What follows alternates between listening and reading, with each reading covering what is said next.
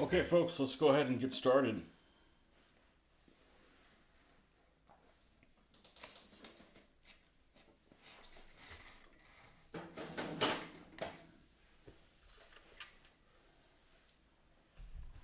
Let's go ahead and get started. Well, we're getting pretty close to getting these 25 pounders done. I think we got all the pin washing done in the morning. Let's take a look at these two. This is where it would be.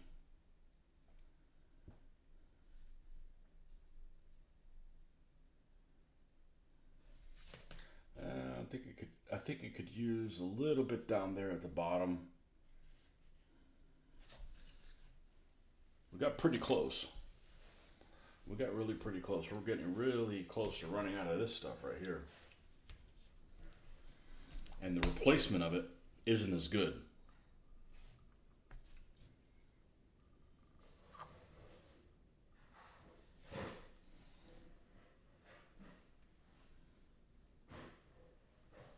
Let's just take a little bit of it.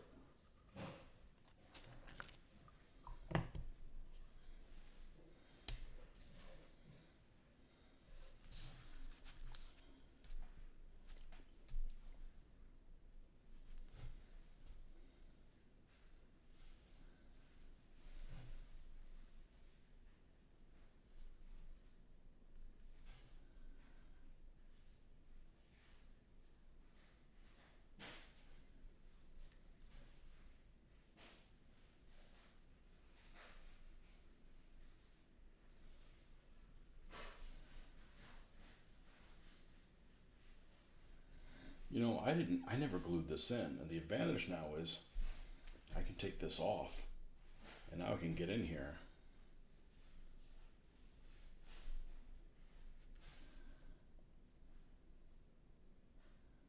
And that's not in the way now.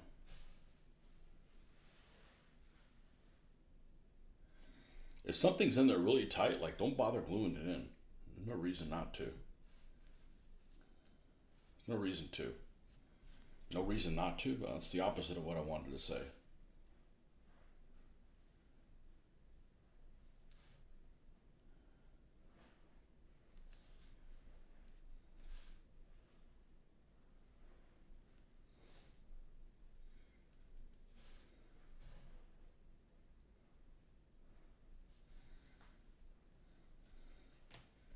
And then we'll do the same thing over here.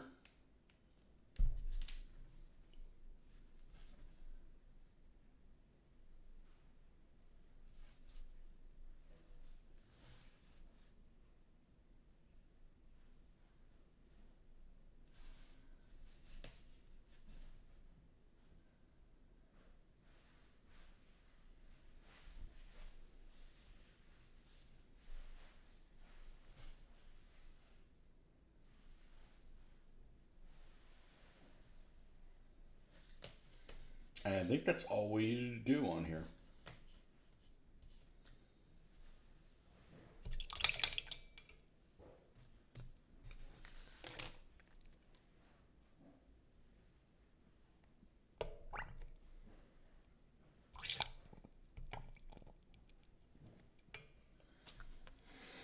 Because now we've got the dusting that we need to do here.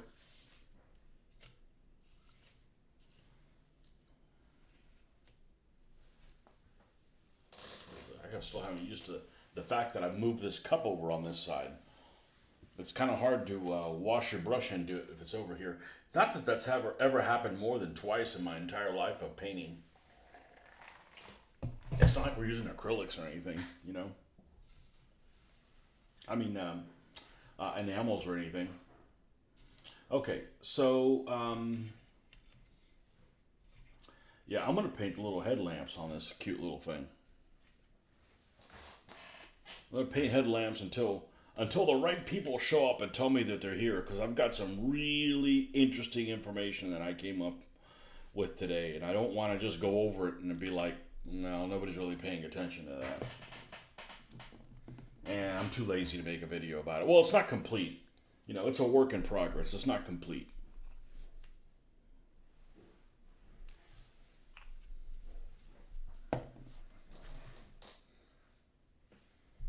Okay, let's almost sounded like it was getting glued down.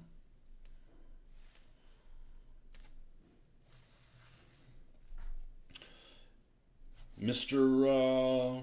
Woman Slayer, what's happening? Have you messed with the compressor at all? The airbrush.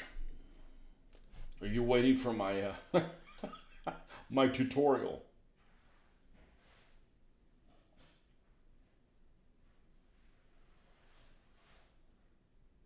Had somebody that came by yesterday made a comment on one of my videos about how I did something. I'm like, dude, show up in my channel. I'll show you how to do it.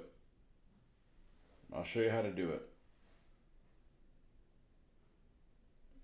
Because if you make one of those videos, you're going to get, people like commenting like, that's not how you do it. You're doing it wrong. Well, you make your own fucking video then, If I'm doing live with you guys, I'll admit I'm not the world's expert on something. But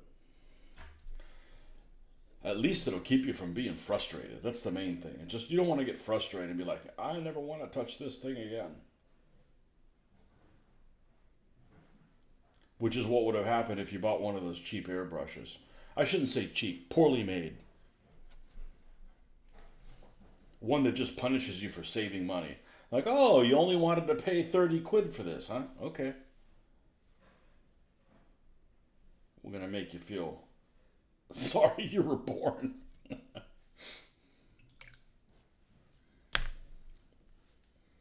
Only dry. I haven't mixed some cleaner in yet. Don't want to mess on the first use. Been at the dentist all day. I thought people in England didn't go to the dentist. I'm kidding. Or am I? That's one of those things, those generalizations that we have here in the United States is you guys don't go to the dentist. And dude, I'm sure there's generalizations about us that aren't necessarily true. Like, I don't know. Man, wife's over in the other room reaping boxes.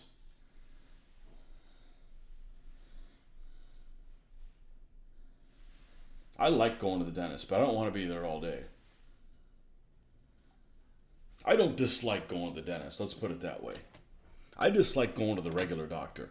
Because one of the things that I really dislike is them taking forever.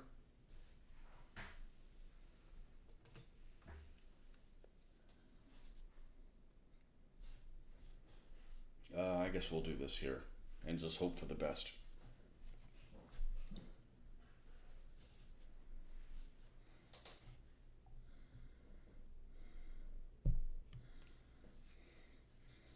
So, I couldn't leave when I wanted to at work.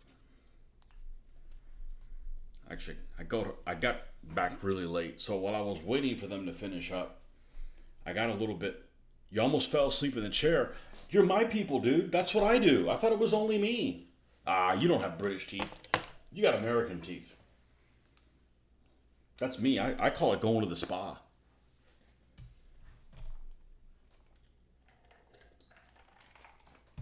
Yeah.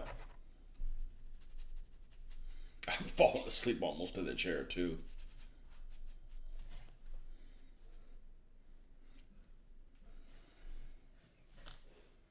Okay, Marcus, where the hell are you? Because this is right down his alley. I'm going to give Marcus 3 more minutes, and then I'm going to get started. Took 2 hours and got told I was a model patient. Yes! Excellent. I didn't get a lollipop, though. Yeah, you don't get a lollipop from the dentist. No. That's like getting a reach around from the doctor. No, you don't want a lollipop from the dentist. Lollipops are terrible, man. Oh, these aren't going to work. We need to do...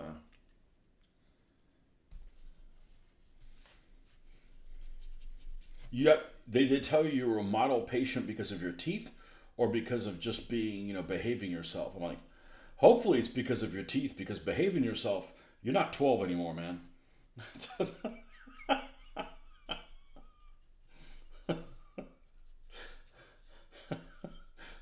Some kid that's playing with all the drills and stuff like that.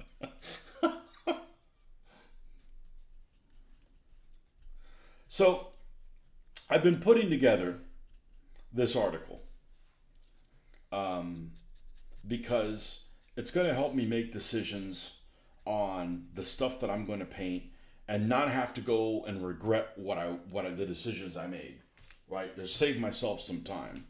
Plus, it's the kind of stuff that I really like to look into. So I'm making this article through a couple different sources. Not really an article, because it sounds like I want to publish it somewhere. I'm not. I'll probably do a YouTube video on it at some point when it's complete, but who knows when that's going to be. But it's all about Operation Crusader. And let me pull up this file here that I've sent myself, because I made some headway. And okay, and let's go ahead and download it, re-download. Yep, just once. Okay, you can't really see the whole thing, and I don't even know how to change pages here. Okay, here we go. Sheet 1. All right, so there's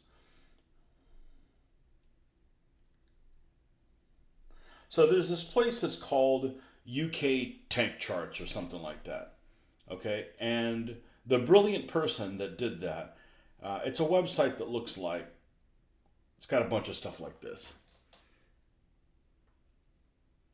Apparently, people must act up when they melt the new style rubber fillings. They use eucalyptus oil for it, so you get what I call Australian roadkill flavor in your mouth. Ew. Oof. So this guy decided to create, yes, I did assume his gender, this wonderful chart, and this is actually a web page. And what I did is I right-clicked and snapped shots and edited them, because I have them on an Excel sheet, so I have everything together. Okay, so I'm only interested in the units that are in Operation Crusader, and in this case, it's only the Commonwealth units that are in Operation Crusader, and only the 7th Armored Division. Okay, because that's what I'm working on right now. So he has these. This chart has a couple different things on there. It has the arms of service, which is the little colored number, and it tells you what unit it is and so forth. And I'm kind of cross-posted that on the next one with the actual units from the 7th Armored Division, because it just kind of gives you kind of like a generic one. Come on. Go to the next page. Some things are easier on your phone, and some things are easier not on your phone. Okay, I don't want that sheet 1. Go to this sheet. Go to this tab.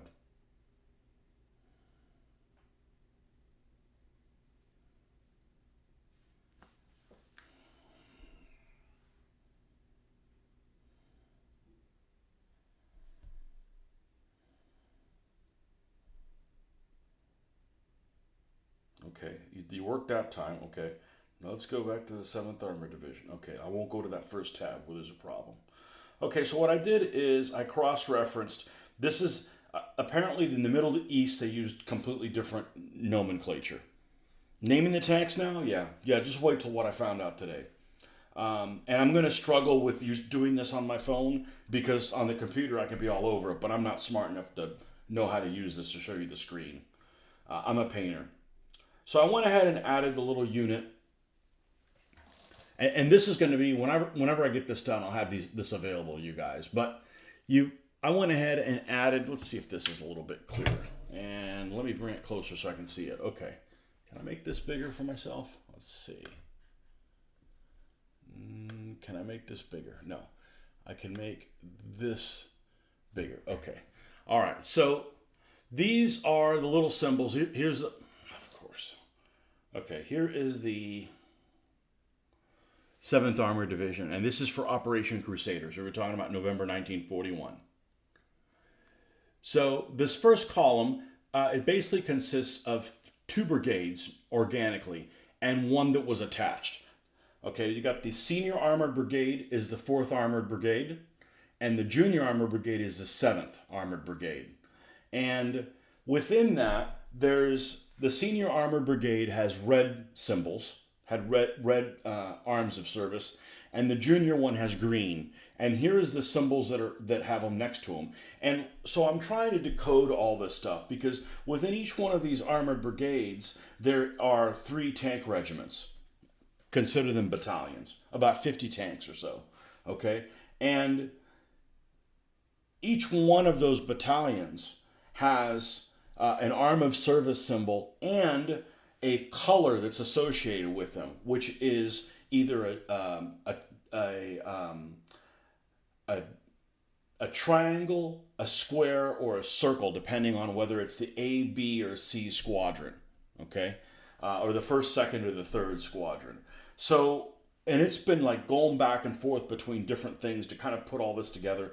I just decided to superimpose it on this chart that this guy decided to do really nicely, okay? So if you look at the Senior Armored Brigade, which is the 4th Armored Brigade, in this case, this is all equipped with honeys. Okay, this entire brigade was all M3 honeys. And there's basically 3 regiments, battalions. I should just call them battalions because that's what it is. They're the same size as everything else. They call them regiment, but they're really battalions. You have the 8th King's Royal Irish Hussars, which are the red unit. The yellow one, and this would have the yellow markings on the tanks, is the 3rd Royal Tank Regiment, and the 5th Royal Tank Regiment is blue. So that's the 3. So they would use 40 or 86 or 67 written on the actual tank on the fender. Okay? The other brigade, the 7th Armored, which is a mixture of Crusaders, A13s, and A10s, so some of the older tanks, along with the new Crusaders, because the Crusaders were like the newest tanks that were coming out at that point. That's the 7th Queen's Own Hussars, 2nd Royal Tank Regiment, and 6th Royal Tank Regiment. And these are the colors that are appropriate to that one. Okay? So I already had all that stuff on there. You know, plus you've got a couple of... Come on. Why'd this freak out?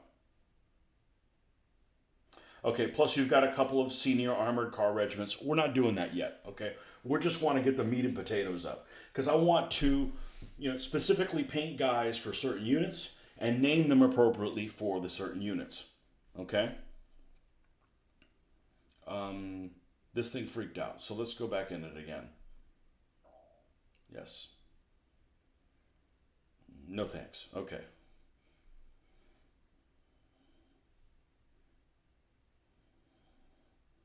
That's the 7th Armored Division. Now, along with the 7th Armored Division, see, I can't even go to this, give me this freaking tab. Can you please go to this tab?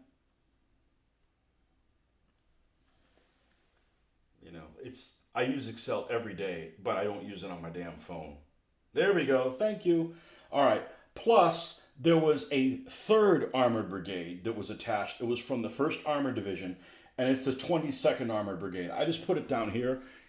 Its 3 regiments are the 2nd Royal Gloucestershire Hussars, the 3rd County of London Yeomanry, and the 4th County of London Yeomanry. Okay? And this is the 22nd Armored Brigade. This was all Crusaders. Okay? So one of the brigades is all honeys. This one is all Crusaders. I don't know if they're Crusader 1s or Crusader 2s. I have a feeling they're probably mostly Crusader 1s, but that's me guessing. So we have 9 regiments to pick from, okay? And so I created a different tab for each one of these units. So for instance, and I came across this one thing online. I didn't put it online, but it's an out-of-print book. And I'll tell you what it's called. And just trying to get little bits and pieces from everything else. It is called, just once, British Tank Markings and Names. Okay? Smart Nude is trying to think for you. Is it possible there's a mix of Mark 1s and 2s? Probably. There probably is. So British, just if this interests you at all, grab a seat because I made some real progress with this document. Okay? So this document has, and this is a squadron signal publication. It must be pretty old. I'll tell you what year it is. It is 1978. But this has something in there that I've never seen before. It's got pictures of different tanks and like this is so and so from this such a time. But it talks about the different regiments, i.e. battalions, and what kind of names they had. So so what I did is I went through this description and matched it to the battalions that are in Operation Crusader and made notes so that I have an idea of what kind of names some of these things have. Just wait. This is some empowering shit. I love this. Okay? So to give you an example, okay? And it's really confusing because they really are tank battalions, but they call them regiments, and even here they're called battalions, but they're, regiments. So, for instance, the 4th Tank Battalion, which is really the 4th RTR, okay? All tank names begin with the letter D. Examples: Derwent, Dreadnought, Dolphin, Devil, Diach. I guess that's like Biatch, but with a D. And Destroyer. Okay? And, it goes through all of them. Now, what's really confusing is sometimes the Royal Tank Regiment is infantry tanks, and sometimes it's cruiser tanks. So, luckily, there aren't a battalion that's the 6th that's infantry tanks and a 6th that's also cruisers. So, luckily, that isn't the case. So, I went through all of these that are in Operation Crusader in that chart and made notes as to what things are. Okay? So, let me go back to that Excel sheet that is a pain in the ass to access from my phone. It's not a pain in the ass at all. It's just a pain in the ass to access from my phone. So let's take, for instance, the 4th Armored Brigade. Okay? That's this unit right here. That is the one that's all honeys. All right? So we know all of them are going to be M3 Stewarts. Okay? And according to that chart, and there's some things that are common to all of them, and there's some things that are weird. So that Armored Brigade has 3 battalions. I'm just going to call them battalions instead of regiments. 3 battalions. 8th King's Royal Irish Hussars, 3rd Royal Tank Regiment, 5th Royal Tank Regiment. Now, this is just getting things from that document. There are still model kits, downloads that I've done to try to add other things in there. That's the next step I'm going to do. I've pulled a lot of stuff from like Scalemates and things like that just to get some ideas. So, for instance, 8th King's Royal Irish Hussars is definitely the one of all of the units, of all of the 9 regiments, the one that there's the most information on, for whatever reason. For example, headquarters, racehorse names beginning with H. So, for instance, the commanding officer was called Hurry On. And I mean racehorse names like, if something was in a derby or something like that. So I'm like, all right, well, what am I going to do with that? That's not going to do me any good. A squadrons, that's the ones with the red diamond. This is a red unit. So all of these units would have a red diamond. A squadron, racehorse, flat race names beginning with an A. For example, Abbot of Chantry and Allendale, those 2 were on Cromwells and Challengers. Now, so this King's Royal Irish Hussars, they'll have information for how the tanks were labeled in the battalion, even though it may not have been specific to North Africa. Okay, so like the 2 tank examples they gave me were like in 1945 tanks. So that's not very useful, but I wrote it down there anyways. Okay, we're going to come back to A squadron in a second. B squadron, squadron names of hounds beginning with B. For example, Boxer, Bellman. I didn't know there was a hound named Bellman. I guess a type of hound. I don't know what's you're kind of limited. There's not that many in that one. C squadron, racehorses with C. Captain Cuddle, Coronac, and Callboy. So I was reading about And I didn't put the notation here. These were horses that had won the Derby. So I went online and I did a search, what horses that ran Derby, and I'm looking for specifically Captain Cuddle, Coronac, and Callboy. If I find those three, I know I'm in the right place. So I found this document that went from like modern day. Obviously, we don't want to use the modern day ones. We want to use like 1941 and before, of all the names of all the horses that won in England. And I came across Captain Cuddle, Coronac, and Callboy. So what all of the names in this squadron all were named after, according to this document, racehorses that started with a C. So I went through that document. I wrote down all the other names that were on that document. There were racehorses that won that weren't those three.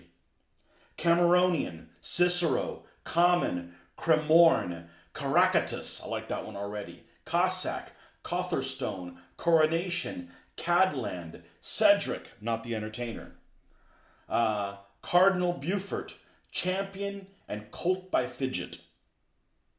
Okay? So there it is. We know that C Squadron, and C Squadron is the circle, red circle. So we know that there's going to be honeys with those type of names on there. Okay? I didn't think I was actually going to be able to get specific names for all of those things. Now, if somehow, I was omniscient and was able to figure out what it was, there maybe never was a Cicero, okay? But at least it's going in with the theme of what I'm being told is it's plausible. Okay? Like I mentioned one thing about the 4th Royal Tank Regiment, okay? And it was all G names, right? So I made a Matilda for the 4th Royal Tank Regiment, and I didn't check that they made a name, but I call it Gorgon because it's a G name and it's appropriate with the mythological stuff that the British like to use sometimes. It's an appropriate name. So if I find the actual name of the tank, cool. It's just the idea of what it is. I'm not pulling things out of nowhere, okay? So when I saw that, I'm like, this is really freaking exciting. Unless it's dog names or names you'd give dogs. Yeah, I think it's dog names. But I don't have to paint B Squadron. It's not like I'm going to paint all 150 tanks, So I'm actually going to go through the history and see if there's some engagements that are really interesting and maybe paint some of the tanks from that, okay? All right, that is one of the battalions in the 4th Armored Brigade that is all honeys. Okay? 3rd Royal Tank Regiment, which is the 2nd Battalion. All tanks names in the entire battalion. So that one broke down by squadron. So there's basically 3 squadrons, so a third of it, A, B, and C. This one, it says all of the squadrons, according to this document, all are tank names that start with a C, the letter C. Some inherited from World War I, but some new ones used. One innovation was American place names for Stuarts, such as Connecticut and Columbia. So there you go. Want to do 3rd Royal Tank Regiment? It's going to be yellow symbols, because it's the Yellow Regiment, which kind of sucks because it doesn't really stand out really well. So you're going to have, Connecticut, Columbia. Maybe I don't find out what the other ones, but Cincinnati, right? Things like that, all named after, I would pick cities that start with, American cities that start with the letter C. Columbus. The list goes on. 5th Royal Tank Regiment, all tank names that start with the letter E. For instance, the headquarters tank was called Elephant. They gave me some examples which are really, I don't even know how to pronounce them, like 2 other examples. So I saw this and I'm like, I got stuff to go with, with this. My preference would actually be to do 3rd Royal Tank Regiment because I could just make up names and they're plausible. And yeah, there may not have been a Cincinnati, but it's plausible, right? It's not like I'm just, inventing a name that starts with the letter C. It gives me some room for creativity. That's the 4th Armored Brigade. And this isn't even going and cross-referencing with anything else. So, okay, the next unit, and I'm sure gonna have to get out of this thing and get back in because it doesn't like giving me this thing on here. The 7th Armored Brigade, which was a mixture of tanks, A-10s, A-13s, and A-15s. The 7th Queen's Own Hussars have tanks, or when they're named, so they weren't all named, began with the squadron letter. So a third of them A's, a third of them B's, a third of them C's.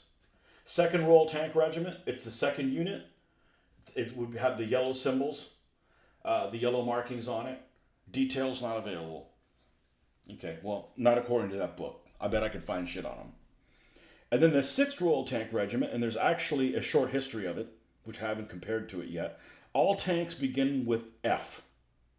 Fly Flapper, Frey Bentos, formidable. Frey Bentos is actually a Crusader that's a A-15 Crusader that's knocked out at Operation Crusader. So that's like a legit one. And that's the 7th Armored Brigade. And the 22nd Armored Brigade, I have a feeling that they did not have the Jeroboa symbol on their fender.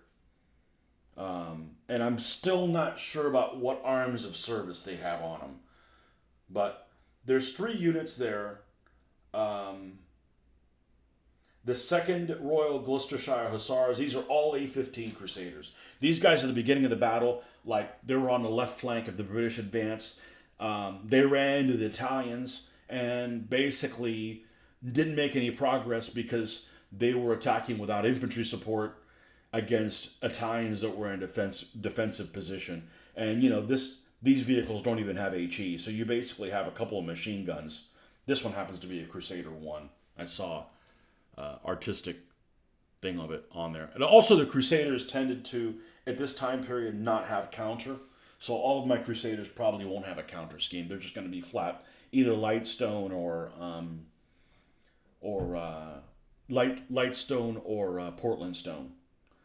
So the first unit, which is the 2nd Royal Gloucestershire Hussars, when they were named, they were to use the following. They would follow the squadron letters. However, instead of this having an A, B, and C squadron, it added actually an F, G, and H. For some reason, the 2nd Royal Gloucestershire Hussars decided instead of having A, B, C, they have F, G, H. So in other words, the first squadron would have all F names. The second would have all G names. The last one would have all H names. And it gave me 2 examples, Hood and Hadrian. The 2nd Regiment, or battalion, is the 3rd County of London Yeomanry. A squadron had A names.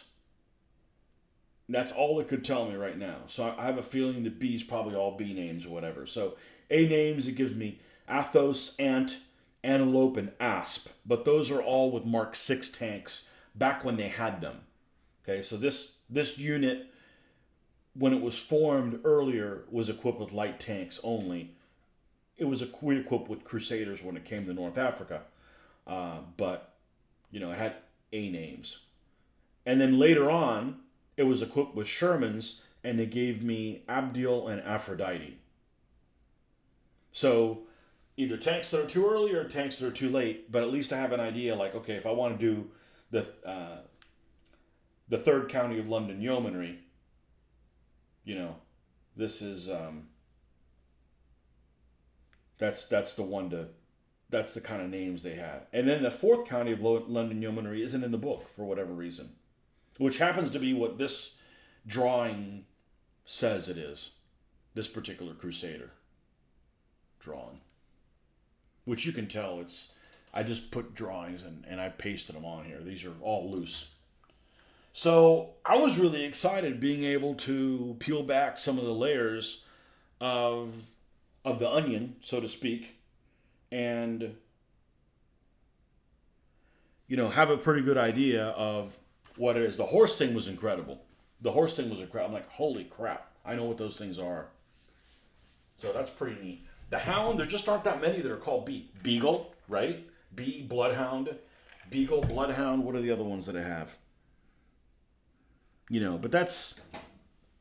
So I got to figure out what units I'm going to make. But I don't even have a single honey, but I could totally see having 9 of them. So, anyways, that's what I was nerding out, getting excited about. Because a lot of this information that we want as model builders or war gamers just isn't available. Stuff that wasn't written down. Guys are too busy getting shot up to worry about stuff like that.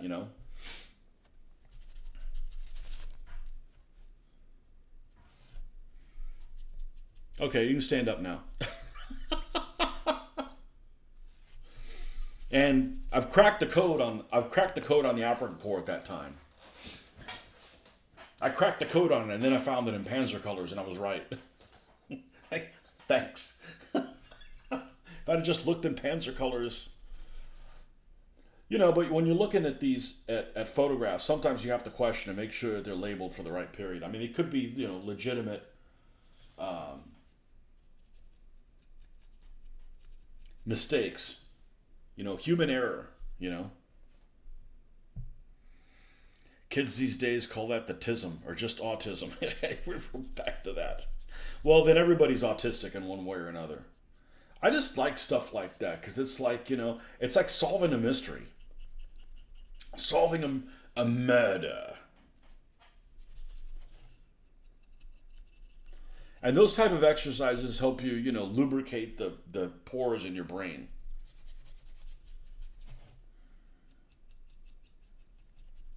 So, all right, that's all the dusting we need on this one. I just want to make sure that we've gone over these rivets.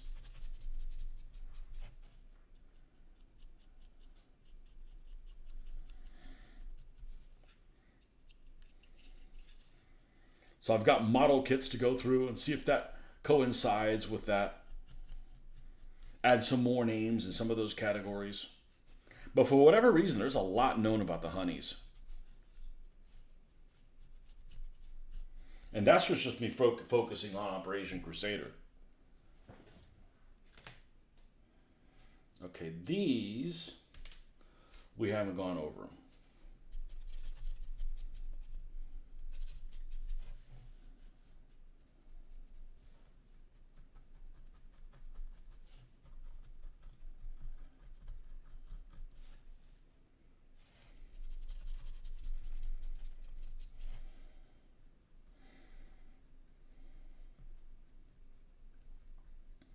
So I do that. If I got to give them horse names, I got to give them horse names. Don't give them mythological names of a unit that had horse names. Stuff like that. Ultimately, it probably will only matter to me, but I'm doing this for myself.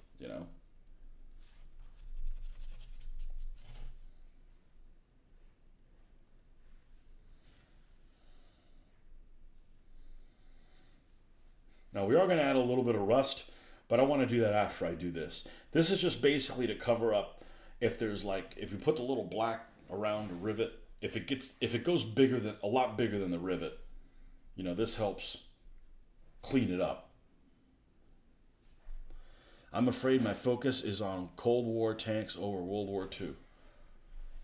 And why is that?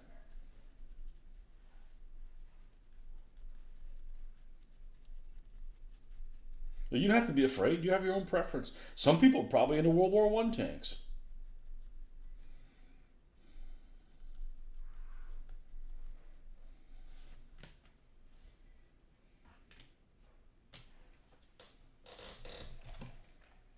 Anything from 1950 to 1990.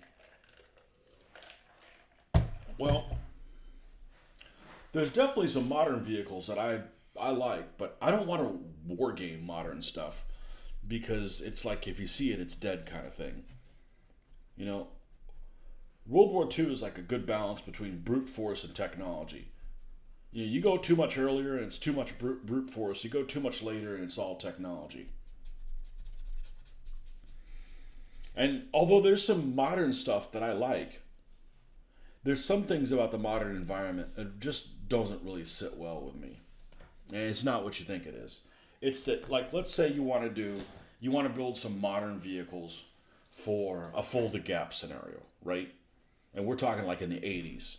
Well, in the 80s, everybody's using the same camouflage scheme, whether it's the Americans or the Germans, and I just find that really boring. You know, a lot of those vehicles are actually really attractive. Actually, M1s ruin everything. M1s show up and it's like, okay, well that game's over, you know. But if I did something, I've talked about this before, it'd be really fascinating to do a full the gap scenario that would happen at the beginning of Kennedy's term or at the end of Eisenhower, because at that time period, everybody was still kind of searching for the main battle tank. You had lights, you had mediums, and you had heavies. And I love M103s. M103s just look awesome, you know. And I just like the different lights, you know, the different classes of tanks. It doesn't matter that it wasn't a good idea. That's irrelevant. We're building models of stuff, you know. But you can have some really nasty, heavy, you know, JS whatever the hells they were using, JS4s or 7s or whatever the hell they are, along with the T55s and, you know, whatever they were using for light tanks. PT76s? I don't know.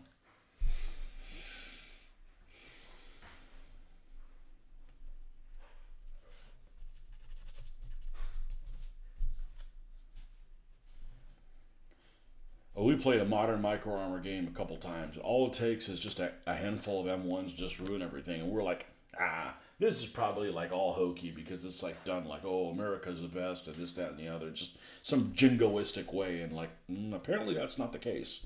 Apparently there's something there that's, but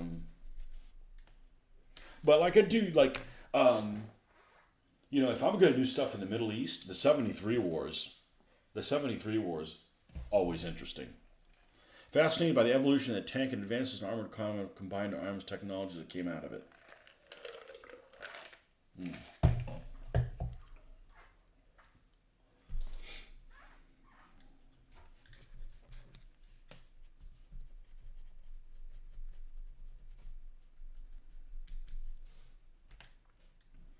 Okay. 1970s, you started to see ATGM as becoming reliably lethal against armor, which forced a lot of doctrine changes. And this is just from building models, or you want to like wargaming standpoint? All right, let's get some rusty stuff. Let's get light tone out here. I think that's probably what I'm going to be better off using.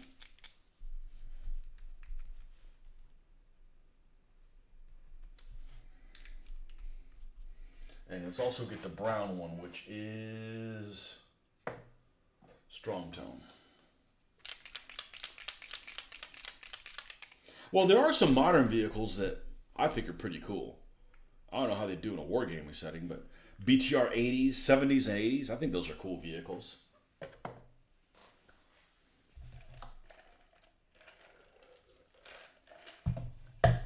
Actually, a lot of vehicles are pretty good. I just think that's just, there's just too much. Oh, they spotted them way out there, you know. I want to do down and dirty, you know. More wargaming. I don't exactly have space to keep a number of the larger scale models I like. Yeah, we played combined arms, and Korea doesn't interest me at all. Korea makes Vietnam interesting for me. Like, I grew up with, you know, people that I knew were huge Vietnam fans, and I'm not a fan of asymmetrical warfare. It just doesn't interest me.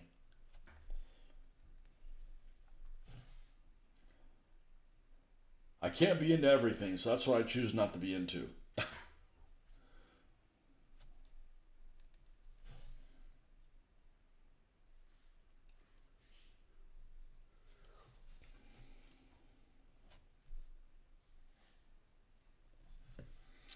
Do you think modern warfare is hard to balance or the range need to be scaled down? Well, You could play actual scale and just see things that you don't normally would see. You know, I grew up playing 1 to 5 scale systems, combined arms, command decision, stuff like that. It's the same scale of like rapid fire is. So I'm used to looking at 3 tanks and going, oh, that's a company. Like it's like natural to me. However, as I've gotten older and I've played more and more games, what I have noticed is what I'm interested in now is being creative. In other words, painting things, and for it to provide a narrative that I'm interested in seeing what happens. Not other people. What interests me, and I'm interested in seeing narratives that involve like what happens when you throw that grenade. Where is it going to land? So when you're talking about that kind of a thing, I don't want to play with infantry that's really compressed, where on whatever size figures you're using, they're only shooting this far. I don't want to play that, because it's really focused. I'm doing a lot of vehicles, but it's really an infantry game. And it's not that I don't want to do vehicles, but it's like the infantry is really important, because the infantry guys all have names, and they're it's like a role playing game, so. Um, to a degree, but that's what interests me. I've played the 1 to 5 scale games, and it's like, yeah, it's all about the same, the same thing. Or you play a game where, ooh, we didn't put any black lining on the back of this. Naughty. Oh, we'll have to fix this. Um, I don't like playing games where there's only like one obvious thing to do, and that's what would happen when I was playing command decision type games. There was only like one thing to do that made sense. You were never going to move fast and basically only fire in the last fire phase if you were basically point blank range. So it's just a matter, do you not move at all? Or do you move half of your maximum speed? So basically everybody's doing half maximum speed all the time. So it just became like ho-hum, like boring, you know? So it just depends on what you want to simulate. I'm interested in, seeing what happens when you run somebody over. I'm not interested in seeing what happens when this battalion comes over and cleans, because it's just so zoomed out that it just doesn't provide the interest that I want to anymore. Fistful of Toes come close to keeping everything scaled down. Same goes with Cold War Commander. I'm not familiar with both of those rules, other than I know that they're fairly popular. Second edition is ass and needs to be tweaks for it to be tolerable. Play first edition. F it.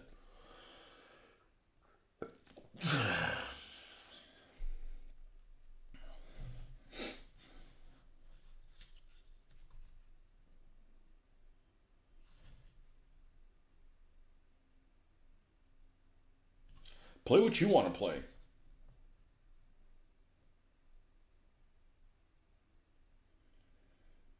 Especially if you're like doing it to be creative.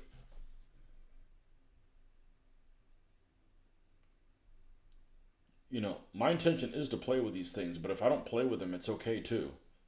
Because playing is not stress relieving to me. It's not necessarily stress causing. It can create a lot of work for me. And this is the stuff I want to do. And if you get around to playing with it, you get around to playing with it. But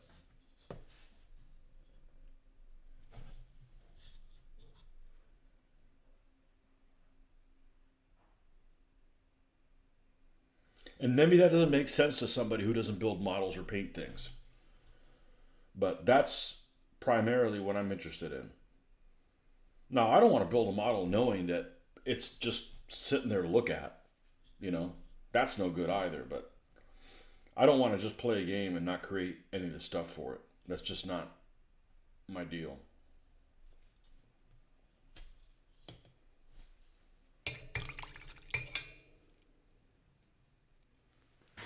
If all else fails, you just make your own Cold War game with blackjack and hookers. There you go. There was this game that I picked up, and I can never remember what it's called. It was made by Osprey. It was a beautiful game. It was pretty popular 10 years ago. Can't remember what it's called. I had it. The rule book is too pretty. And it's meant to be played like on a 4x4 board at the most. And there was no range in it. So in other words, you could shoot all the way across the board. Which, that sounds okay, but it should be easier to hit guys that are closer to you than all the way across the board. But anyways, it took a lot of liberties with making things a bit generic. And that just doesn't excite me to want to play the game.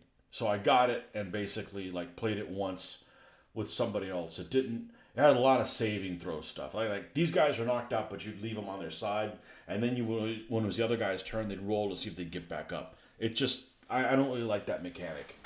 God, I can't remember what it's called. Anyways, it was really popular about 10 years ago, 10, 15 years ago. Beautiful book. Beautiful book. The book is too nice to use in a game. You know, by the time you learn how to play the game, you've destroyed the book. And haven't reprinted it, as far as I know. And I can't think what it's called. Force on Force. Force on Force. It had some innovative things that I've never seen before. And that's not always a good thing. But I think it has, if I really liked it, that would have been a game where I could add more detail to it to bring it to the point where that I would be happier with it. And since I'm not going to play with it in a tournament, I can do whatever the hell I want, But I was going to use that to play modern imagination Africa stuff.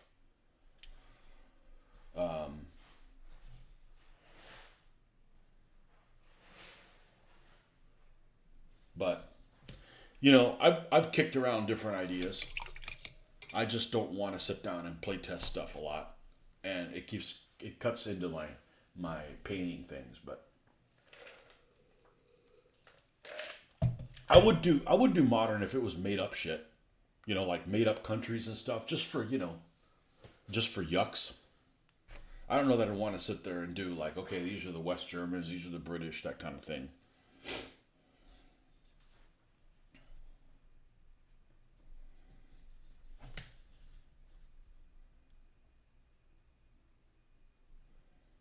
And there's a couple rules out there that are free that you could probably tweak some. But it just depends on what kind of a game you want. Some people like games where it's like you move a guy, I move a guy. You move this group of guys, I move that group of guys. I like where you could go 6 times in a row. Like move something. All right, see, pull something. Oh, you got to move them again. You got to move them again. Where it's not predictable. AK-47 Republic. Yeah, AK-47 Republic is kind of like a DBA type game, so it's a bit generic, but yeah, make-believe stuff like AK-47 Republic. Yeah, like if I was going to do like a Middle East one, I have like Middle East faction, I'd call them up. Now this is copyrighted, just so you know, so don't, this is a great idea, so don't take it and run with it. Absurdistan, and it would be like an Afghanistan type of place that's just, make-believe, and... I was thinking about this when we were talking about playing Sword in the Flame. In this one scenario, you'd have something in Afghanistan. You could have, multiple factions that are all at war with each other, and then great powers that try to manipulate one of the factions to their advantage, or maybe the factions try to manipulate one of the great powers to do their bidding. I like those kind of games. And they can be tongue in cheek, but played seriously. So you play it seriously, but tongue in cheek. Sounds absurd. Yeah, no. I mean, I would totally do modern shit with that. Actually, I have modern troops. I have a squad of. It was about 10 years ago, 12 years ago. I was creating my own imagination type of time, and it's a lot of fun coming up with a background story. But I can't do that and this, and I was trying to do that and DBA, and I'm like, we can't do DBA at all. At least terrain in this. If I ever decide to dabble in that, it's all in the same scale as this. So, sounds absurd. Yep. But there's different things you could do. Like one of the things that I was thinking about doing, is it'd be light on realism. But you could do things that, because one of the things that I talked about is really frustrating is you don't want somebody to be just apathetic. Like you're playing and it takes so long for your turn to get back again. Like Axis and Allies.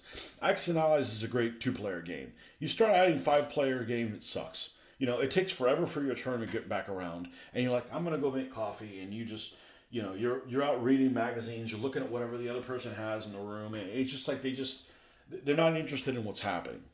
Because it's too structured when somebody's turn is going to come back, and you're not going to you don't have anything to do for the next 30 minutes or 45 minutes or worse. So the way you avoid that is have some kind of structure in there where you don't know who's going to go next. So in other words, you pull a card and these guys move or these guys move, and one guy can move all their stuff all at once, and you could say that's unrealistic, but if it's all in a very short span of time, it could be, one side's like, and they don't activate, they don't do their stuff. They don't get their shit together. So I actually don't mind that. But one of the things that's really annoying is and I use the example of a naval game. I like playing really detailed naval rules. And it doesn't bother me that it takes a long time getting the result. What bothers me if it takes a long time trying to figure out something that ends up being a miss. So you have to have a simple way of figuring out, okay, is this fire effective? So one of the things I was thinking about, okay, so you would prefer alternating activation or stick to traditional you go, I go. I don't like you go, I go at all. At all. It's too predictable. It's way too predictable. This game that I play is random chip pulls. So it's just complete chaos. But it's also 5-second turns. That's the one thing I did like about DBA. DBA has a lot going for it. But it doesn't provide enough detail. And if it was like World War II, I could never play DBA as a World War II game. It just doesn't have detail. It has a lot of things that are going for it. You finish every game,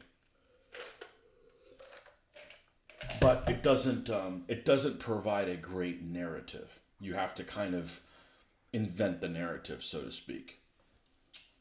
Doesn't mean it's not a good game. It's just I wanted something different. After playing almost 3,000 games of DBA, I'm like, I want to play something different. And a lot of people just aren't interested in DBA, and I get it. It's a bit zoomed out. That's actually, I don't think what the problem is. It's a little too generic. It's a little too generic that everybody's knights are the same, or everything gets shoehorned into these categories, and it works well as a game, but it could be better. But anyhow, but one of the things I was coming up with, if I was going to do my own skirmish rule for some Absurdistan type thing, you could do something really, and I wanted to play it in 20 millimeter, which of course I would. Why would I play it in a different scale? You could do something really simple. Like, for instance, you could have weapon systems or weapons, and we're just talking about infantry fire. Weapons that get put in different... I'm going to give you all my secrets, because I'm never going to publish this shit, so I don't care. You could have all these weapons that fall in different categories. Okay? Pistols, submachine guns, carbines, rifles, that kind of stuff. And what is a pain in the ass is to find out if you hit with it. Okay? So there's got to be a simple way to does this fire do anything so we can move on to somebody else's turn? And one simple way you could do it is if you say something like, all right, we're going to assign every one of those weapons a dice, okay, that you need to roll. So for instance, that's based on the range of the weapon. So you could have D6s, 8s, 12s, 20s, okay? So if you've got something that rolls a D6, it goes out to 6 inches. And you have a guy here, and this is just me brainstorming. I haven't play tested it at all, okay? But Phil Barker has things that go on his mind that I would have never come up with because I don't think that way. Just like he might not come up with this. I don't know. This is pretty simple, but say you got these two guys and they want to shoot at each other, and there's no terrain and nobody's moving, right? And he's got a pistol type weapon, right? So you measure the distance and it's a 5.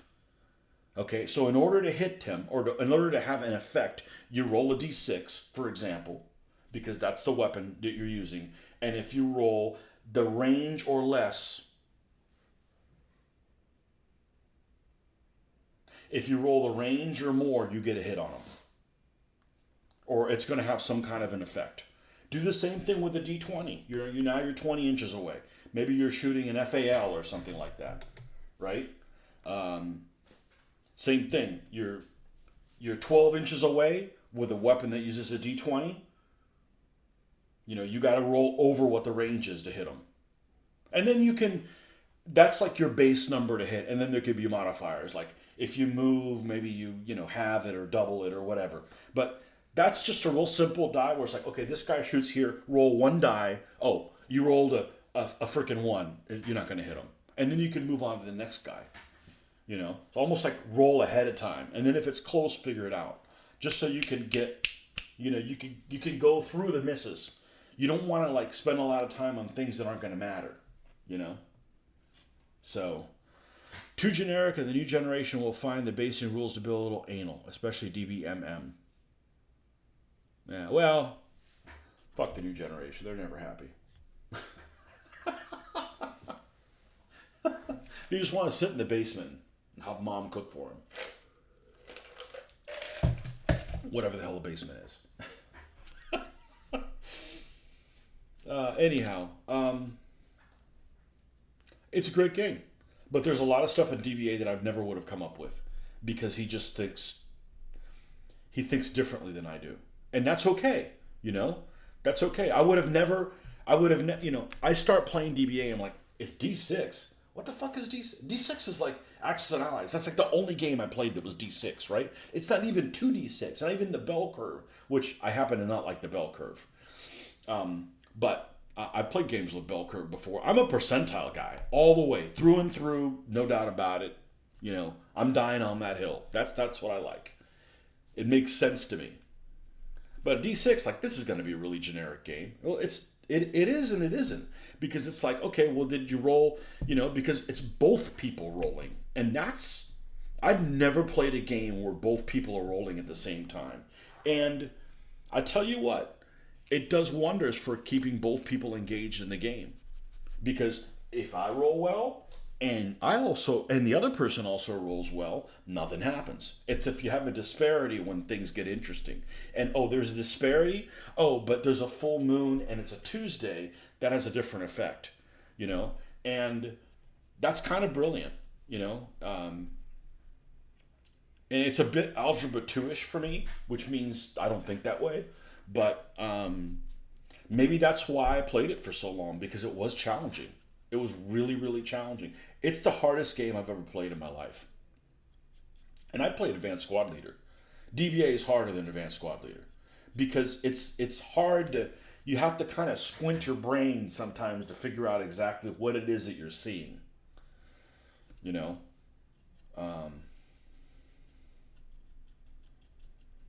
But I think the world of Phil, even though I don't play his game anymore,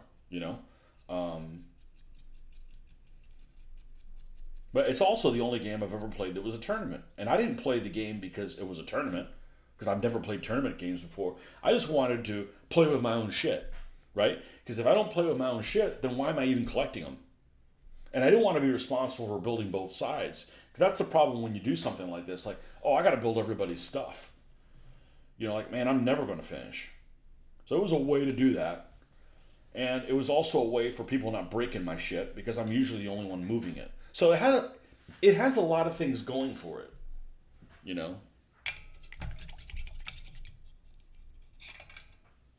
But it just got to the point where I'm not able to play this and do that at the same time. There's some people that are never going to play DBA. And DBA is like, it's important. It was important for me to get people to play DBA. If nobody plays this exact game that I'm playing, I don't give a shit, because I'm doing this the way I want to for myself. There might be a lot of people that would play this, but they don't like the way I'd handle something. Well, you're not coming over, so it doesn't really matter. you know? Um, so it's just a different kind of mentality, you know? Where you're doing the other thing, it's like, man, we're trying to play the same way and not make house rules so that you can show up and people already know how to play the game. But we'd like to have a fourth player. Well, Frank couldn't come in because at the last minute he did it. It was just like too much of that stuff, So it's like, this is what I'm gonna do. When I get done, I'll do it. If you want to do it, if not, it doesn't really matter. Um, and it's more about the history. Although I made the DBA a lot about the history. I learned a lot of really specific history that I would have never learned if I wouldn't play that game. I mean, I already knew the history. I just didn't know the military history type of part of it. So.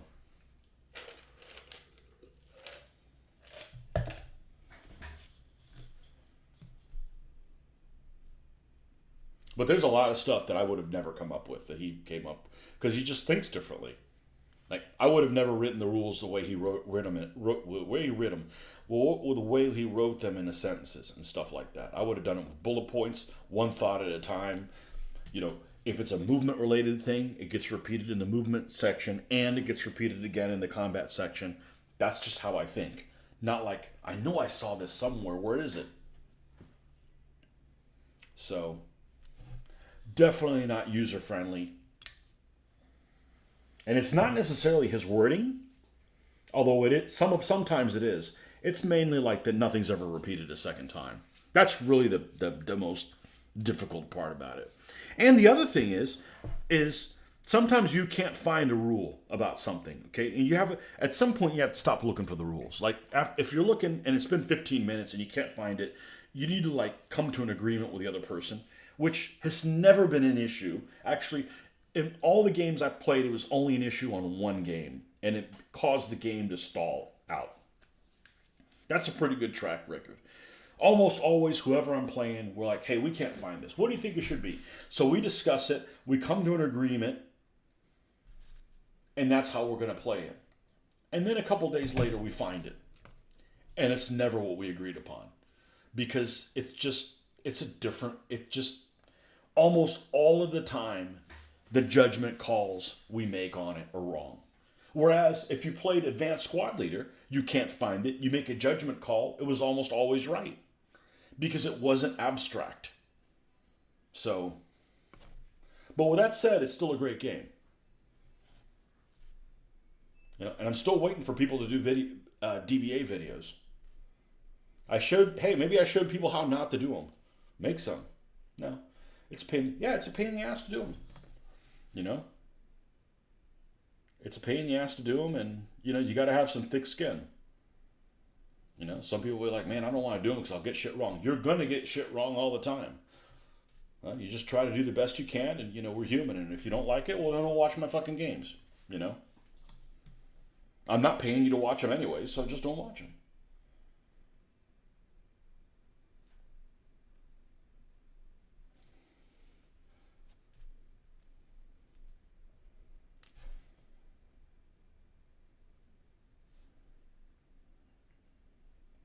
But it's a great game. We met some great people, had some incredible games. I just started realizing, it's a lot of fun to show everybody the crazy stuff that happens in a game.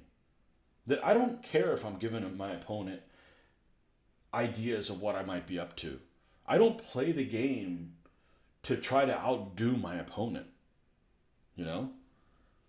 I play the game to see the interesting narrative develop. And there's games that have a better narrative than DBA.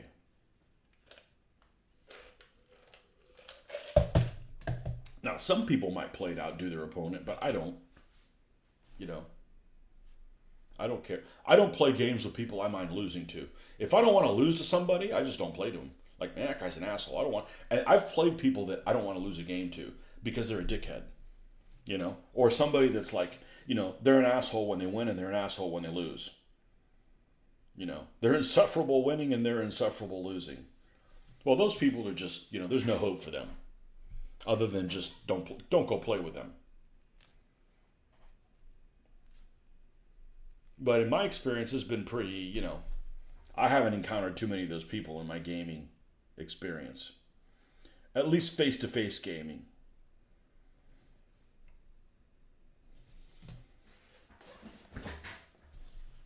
All right, so we're going to put some drippings on here. We're not going to go batshit crazy. But anywhere there's a hinge, there's a possibility of rusty drippings.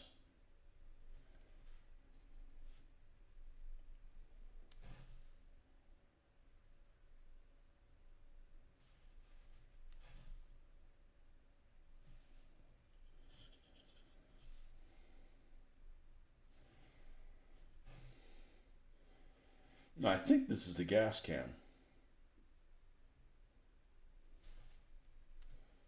This is the gas entrance here.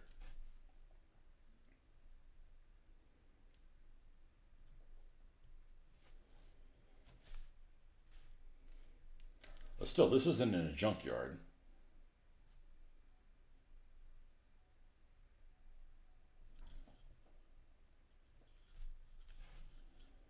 And I actually like doing this part quite a bit.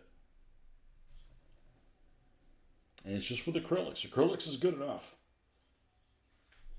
You know, I wouldn't mind using enamels, but I'm not covering the whole thing in a gloss finish. Just to do that, to cover the gloss finish back over. Like that's like extra steps I'm just not interested in. Okay, there's a joint here.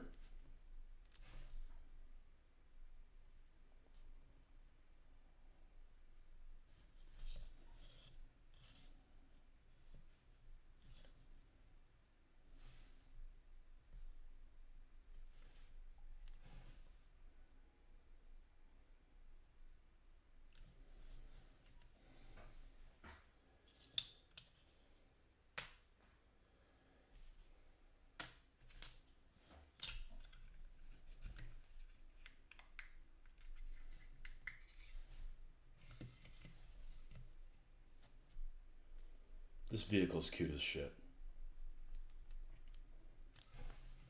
I know, it doesn't win wars, but it makes you want to build another model or not.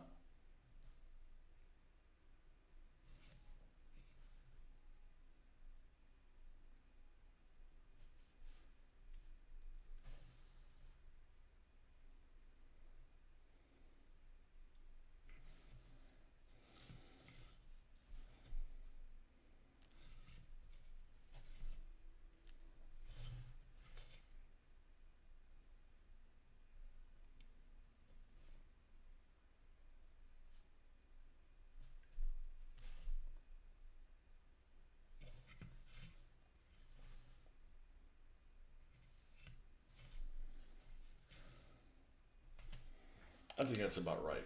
I don't need to do any more than that.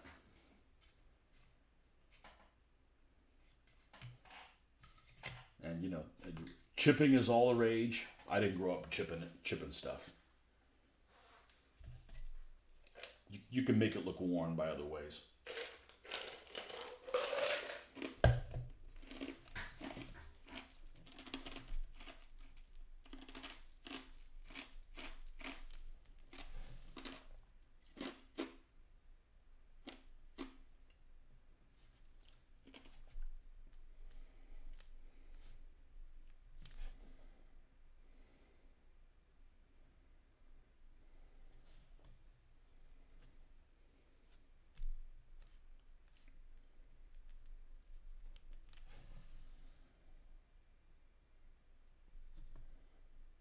And just like that, everybody left.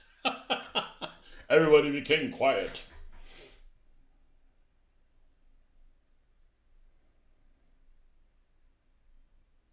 No, I figured for sure somebody would have picked up the, hey, I'll make DVA videos, but nope. Chipping is relevant at certain scales, in my opinion. You're absolutely right. And in the 1990s, it didn't exist. People were like using pastels and they were like grinding in there. But like I've mentioned before, it's just a particular style you want. I don't want a recess to be lighter than a non-recess, you know, because I'm not necessarily painting dirt. I'm painting shadows. and that's just the look I want it to have. That's just to kind of that's what I'm going for. So, just like some people want to paint their Panthers pink.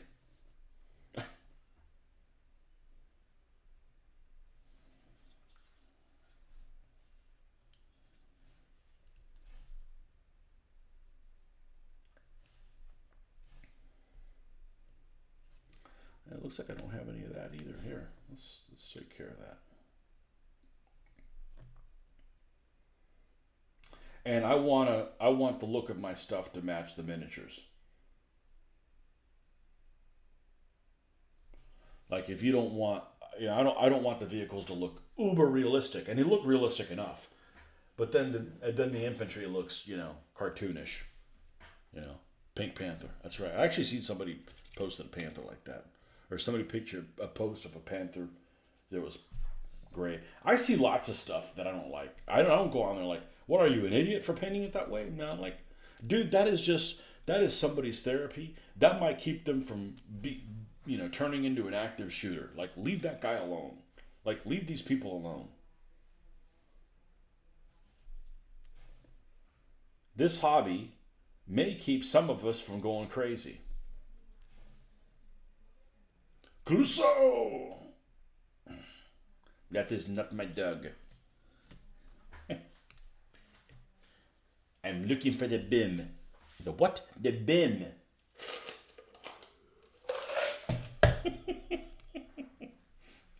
I'm twitching, that's right.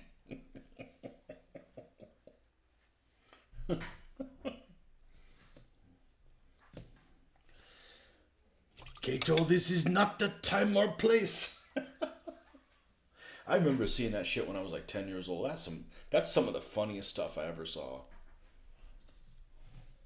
But I like physical comedy like that.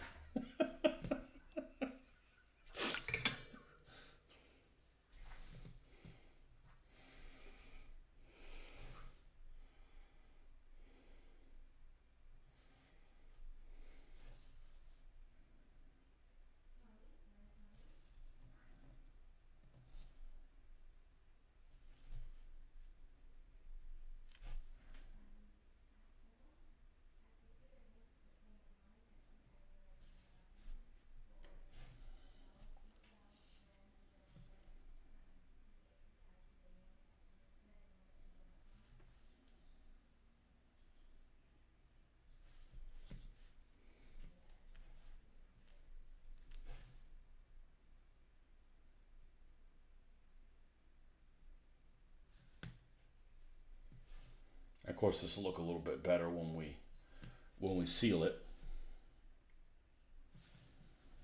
because there's a little bit of shine on this. I see hinges here. Where there's hinges, there might be rust.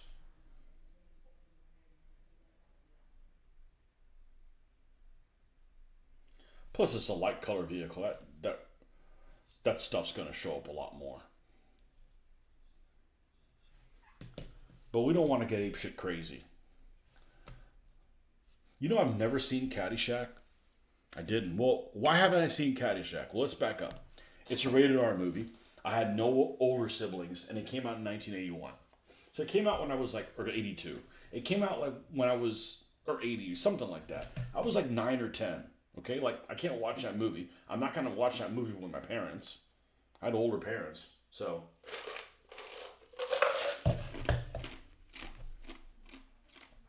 I'm not opposed to watching it. I mean, I didn't see Fast Times at Ridgemont High until 4 years ago, and realized it wasn't worth watching. But I didn't have people who watch those things. They're watching them when they shouldn't be watching them.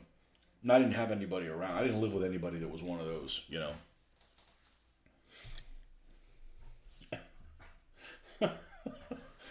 Oh man, they don't make movies like that anymore. Yeah, they're.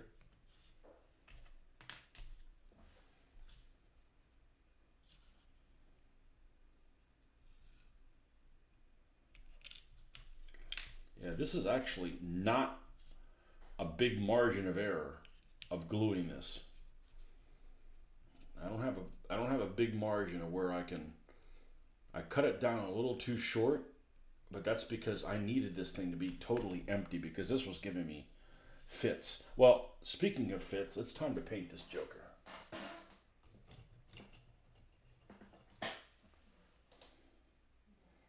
Yeah, anybody who's seen those movies when they shouldn't have been, they was like, well, now you can watch them because kids can, kids can watch porn now and nobody would know, so to speak.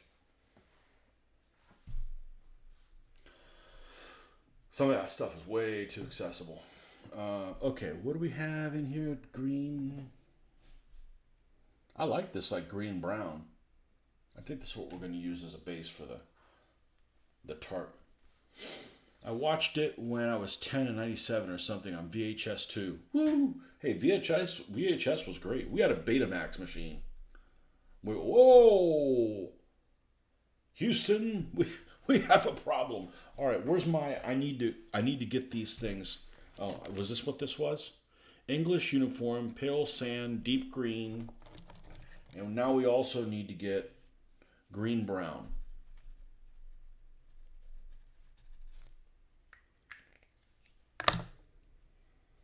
Yeah, this is when I started selling my miniatures that I never used anymore. You feel old when I mention VHS. Not to me.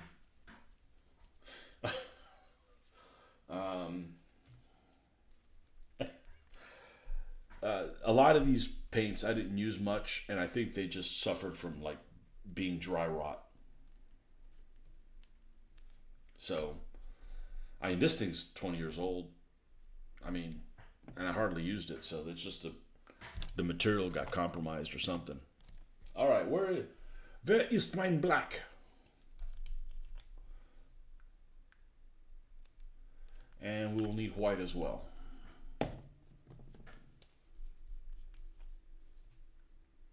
You know, the only reason I watched Scooby-Doo is because that's what there was on. Like, these kids have too many choices now. You know, we had to watch whatever the fuck was on, and if we didn't like it, you didn't watch it. It's like, you want to watch TV as a kid on Sunday morning, you know, in the early 80s, where I lived, you're watching TBS. That's it. It's either that or 700 Club or, that's it. I'm not watching 700 Club, right? So you're watching, Lost in Space. Not that I gave a shit about Lost in Space, but I wanted to see something. I'm a snotling kid. That's what I get, So, I don't think I ever liked, what do you call that? Scooby-Doo. I didn't hate it, but it's like, I didn't watch it because I watched it because it was, that's what was available.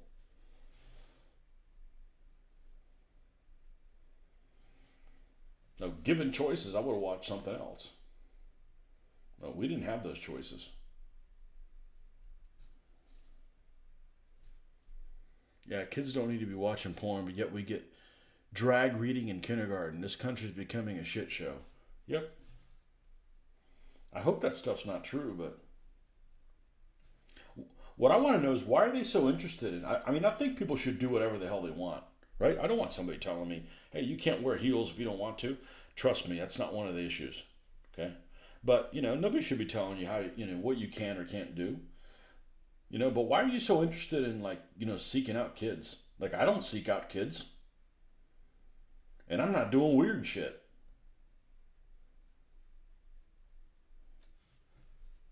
Actually, the only kid I like is my daughter. I like the Flintstones and Wile E. I didn't like shows that were always the same, that always would turn out the same way. And that's the problem with Wile E. Coyote is, he was never going to win. Was never going to win. And I mean, there's a bit of that with Bugs Bunny, but they trade shots sometimes. But Wile E. Coyote, like, nothing ever works out for him. So I'm like, why am I watching it?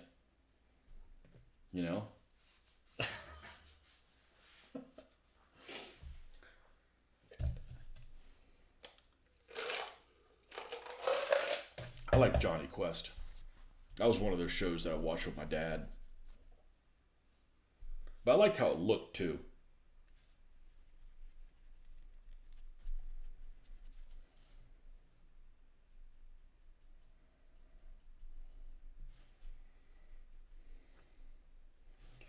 Tom and Jerry, yeah, freaking Tom got bent every time. Although I want to say there was a couple episodes where Tom actually won, but it's pretty freaking rare. I was talking about the other day. Is it coincidence that the Germans are called Jerrys and and the Brits are called Tommies, Tom and Jerry? Like that's awfully coincidental. That just doesn't happen.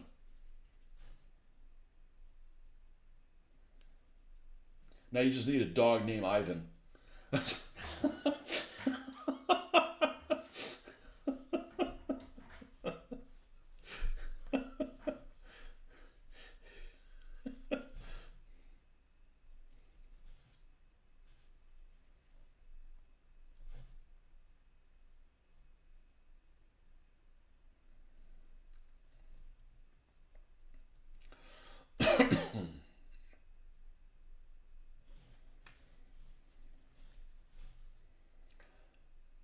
The one cartoon that I loved growing up, and I only got to see it for a couple of years because they had it in Alabama when we lived there in the late '70s, and it was already an old cartoon by then.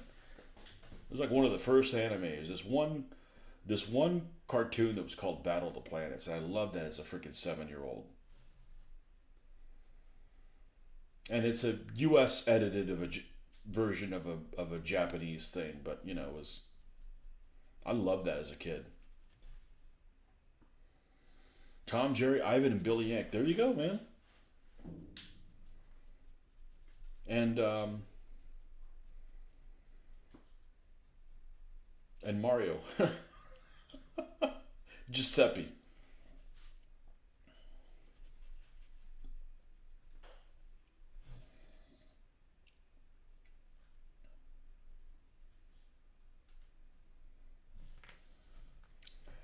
We're just going to give this kind of a wet dry brush, so to speak. And this should look the part. I love painting things that are wood-like, that aren't really made of wood. I mean, obviously it's made of plastic. But to make it look like it's wood, and also like things that are make it look like that they're a tarp or something.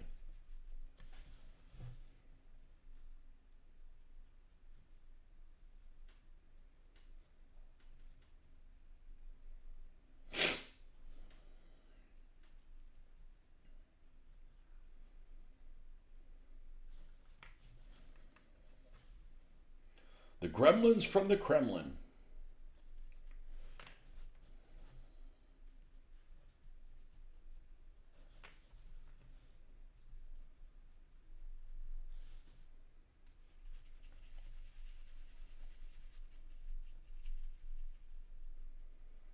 Got an anime in the late '90s. It seems to me the art was better back then than now. I've never seen anything anime that has caught on with me.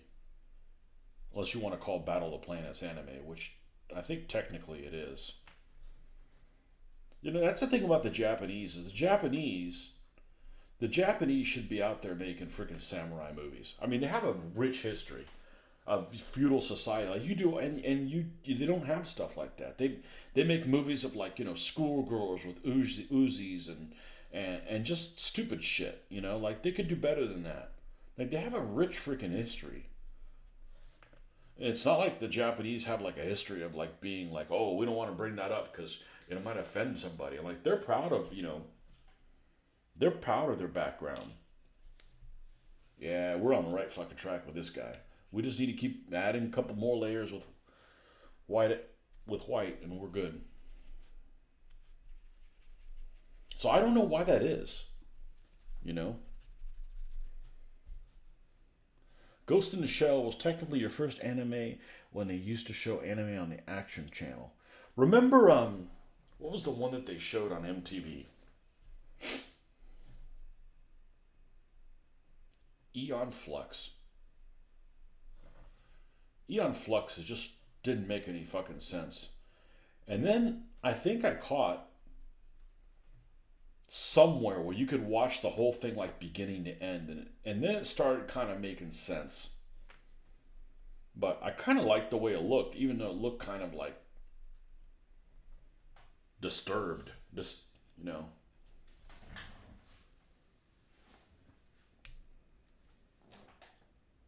Eon Flux, yeah. Oh my God, here's a movie. Many people are going to disagree with me, but one movie that really surprised me, and I watched it, and I started watching it, and I'm like, I got to stop watching this movie, and I got to watch it with Mitch. And I almost, if I would have had a full bladder, I would have left a wet spot. We laughed, oh my God, so much. And it's this movie called Hardcore Henry. Oh my God, that was so freaking funny. But you know, some people would watch that and be like, let's see what it. But it's like a first person shooter movie. It's incredible. I wish there was more movies like that, but you know, it's a pain in the ass to film that. You know, just like it's a pain in the ass to make Memento. That's why they haven't been other movies like that. But man, Hardcore Henry was just, I was funny as shit. The Max, not sure what the Max is.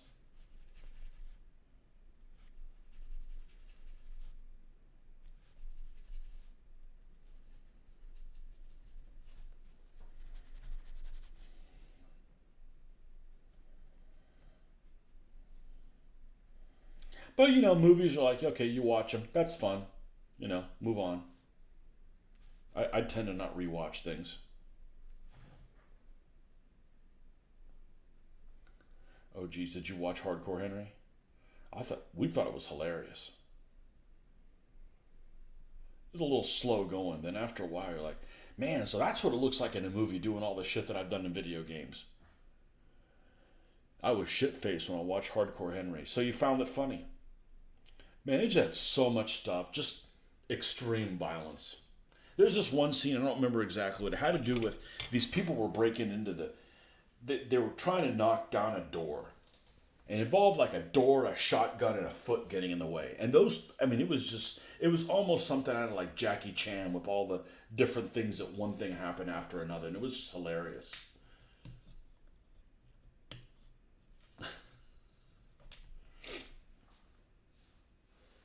I kept remembering it was an actual video game, and my friend keeps reminding me it wasn't a game.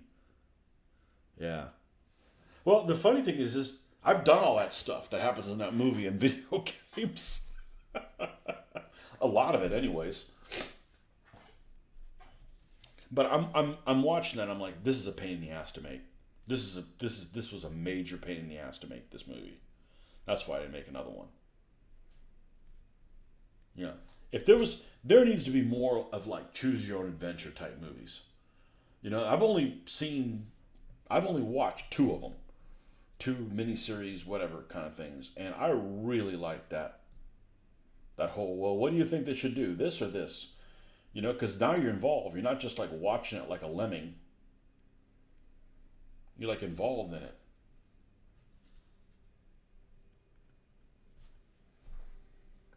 Okay, I'm gonna glue this thing. I'm gonna glue this thing together before I clear coat it.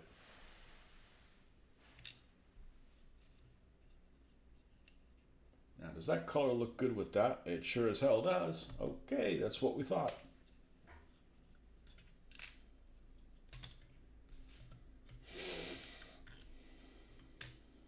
All right, we're going to super glue this thing, but we're going to use the super glue that takes a little while to glue. So we're going to splooge some of it right there. Hopefully I won't get it on a brush. And let me get one of my needles.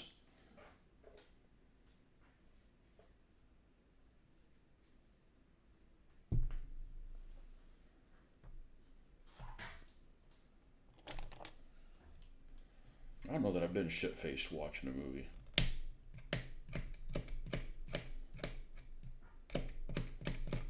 Well, for me, shit-faced only comes in the alcohol variety. I don't do nothing other than that. And it just puts me to sleep.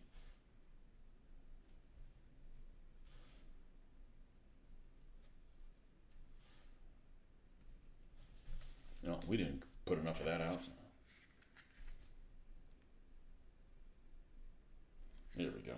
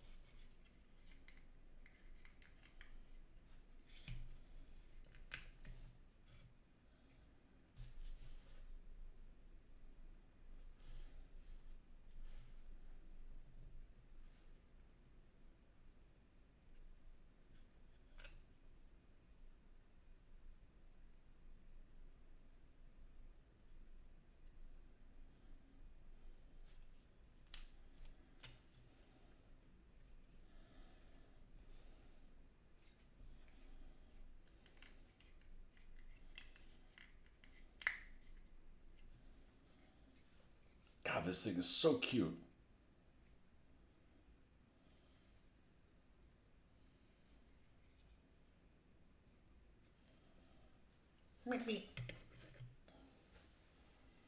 Okay, and this is a three-parter.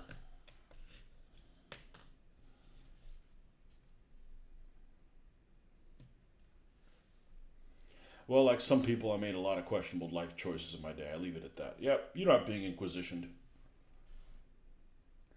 I thought I made a lot of questionable life choices in my day, but not compared to some of you guys.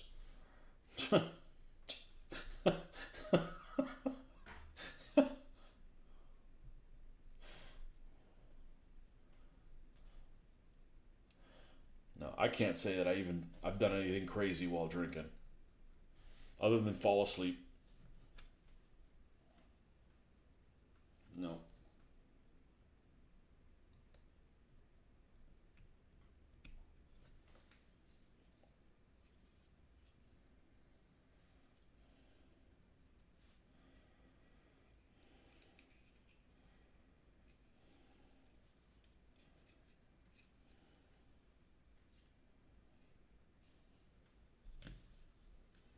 Cute like a pug. Yeah, like a little piggy. Yeah, kind of like a pug too.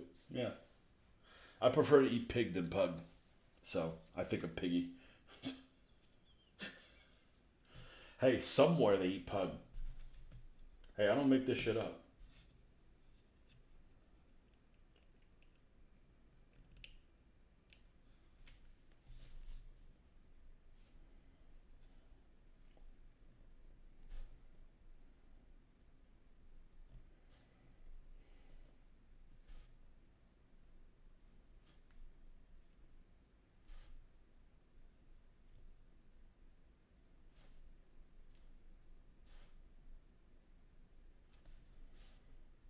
And I think this sits just a tiny bit there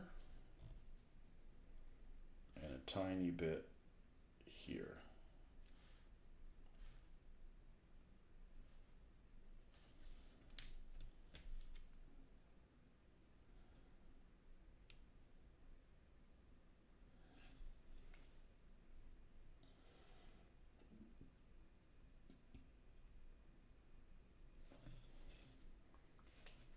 And then this thing will sit on the inside. Bacon, that's right. But not crispy, soft. Don't be burning my bacon.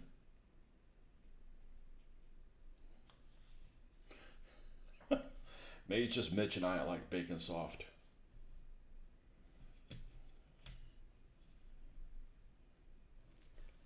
Limp.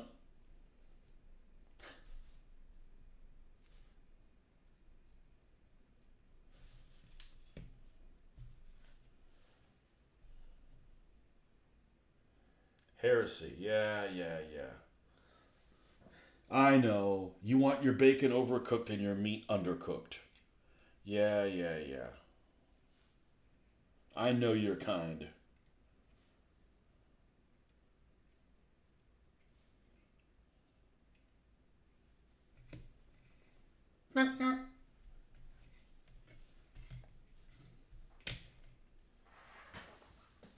Cute as hell.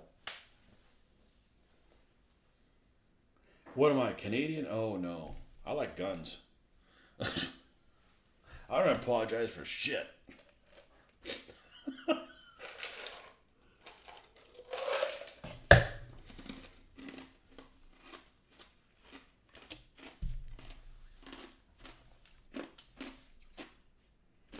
Alright. This doesn't get glued. Oh, we probably have to put rustified things on here.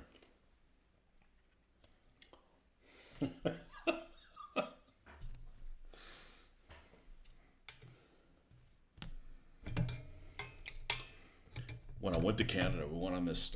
I've mentioned this so many times. We went on this like night hike in this canyon, and our guide was like some hippie chick that's like 20 years old and maybe 93 pounds wet. And we're in the middle of the night. You wear like this bandana that has like a little light on it. but you basically give you this red light that you could barely see. You got to make sure you get used to it or whatever. Like, and this is like, I don't know, was it January? It's between Christmas and New Year's. So, there was snow everywhere. It was beautiful.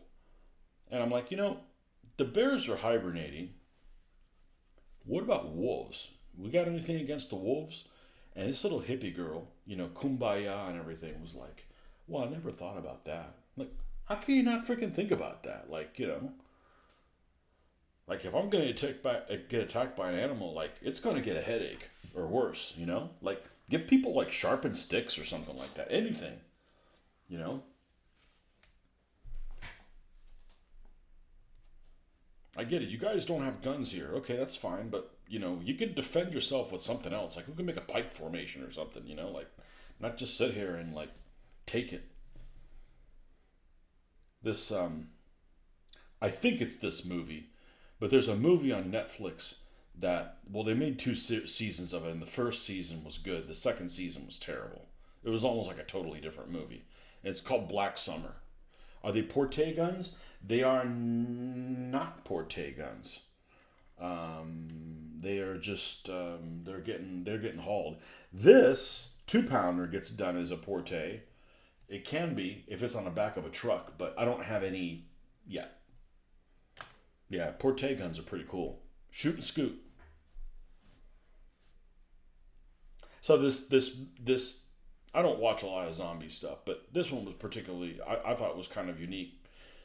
I like when they just gets in the action. Like, doesn't worry about how the zombies happen. You just do them. And the thing I like about zombie movies isn't the zombies. It's the fact that there's no rules. So basically, society is broken down. You have to decide what your own morality is that you want. And I kind of like that decision that you have to make, right?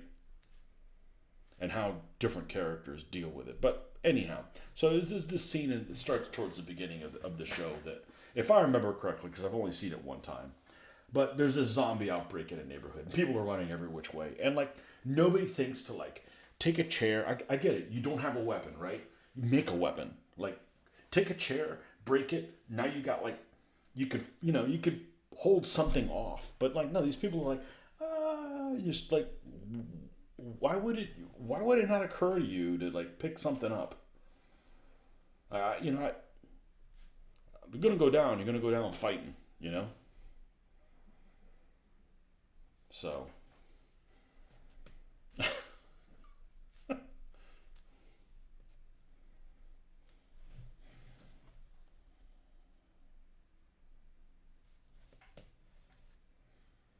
Oh, you can put the accent on Porte. Wow. We're on your game now. Ooh la la.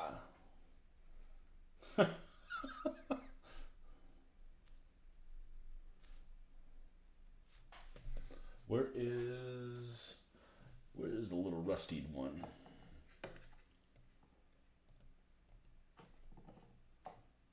Light tone.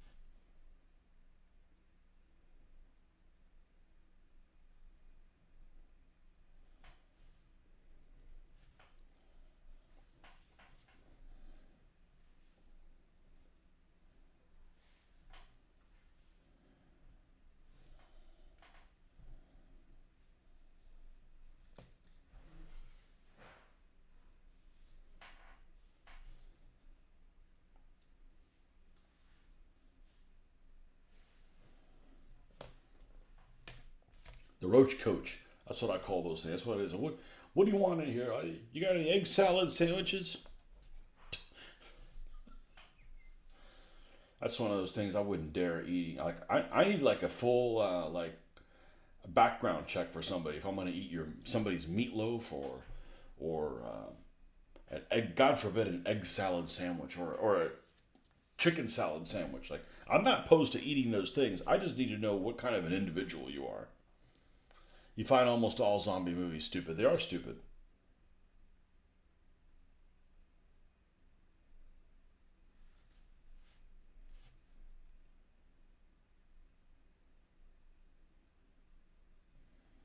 But that's what makes it interesting. Just the, okay, there's no morality. What do you do? And there's some people who make some bad decisions. It's like the series Walking Dead got bored after season 2. It wasn't worth watching after the governor. That's season 3. But that's like Game of Thrones. I'm watching it because everybody else is watching it. So you got something to comment about it. Not that that necessarily would be what I would choose to watch, but it's like, all right, well, let me watch this because everybody else is watching it.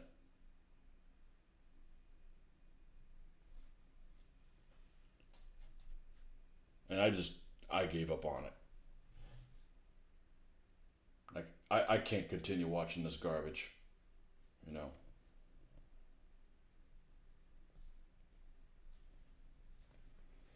I can't watch this anymore.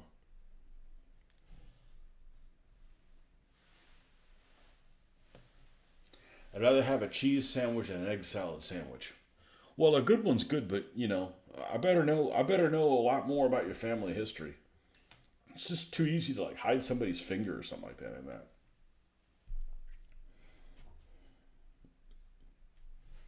Is a cheese sandwich really a sandwich?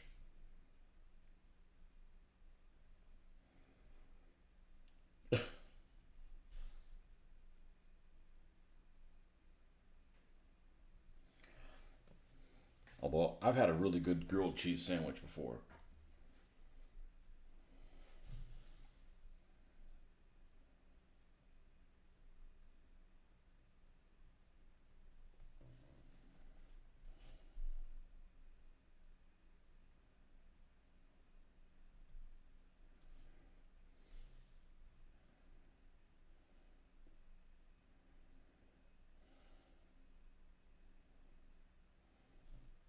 Tuna fish, same thing. I don't go to some place like Subway and have tuna fish.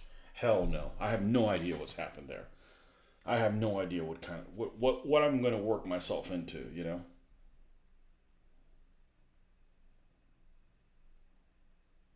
I got trust issues. It all started when you had those what was it? Was probably in the 80s when they would like people would lose fingers in like the chili at Wendy's or something like that. I'm like, no.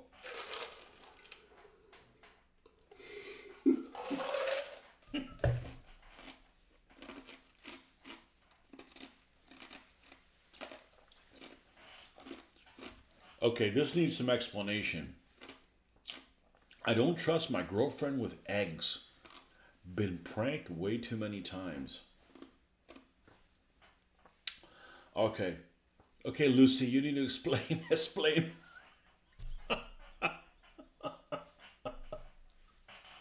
You have a pranking girlfriend, huh?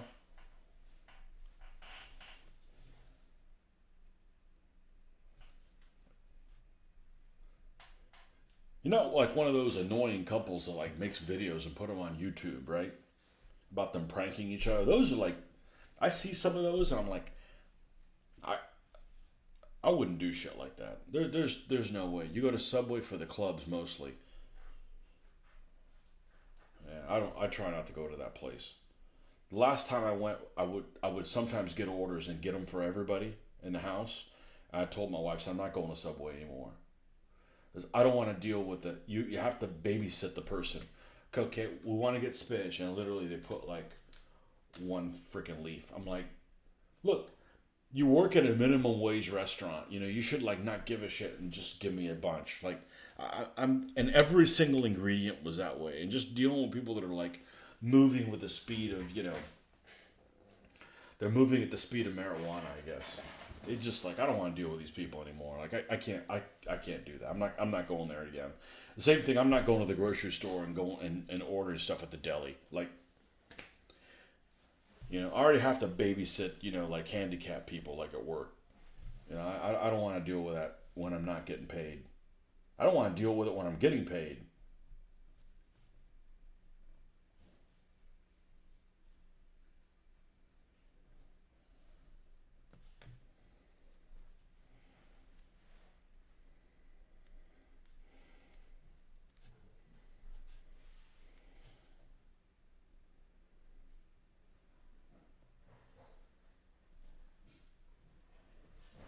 Besides, how much do they cost now? I remember it was like $5 foot longs. They're probably $20, knowing how everything else is.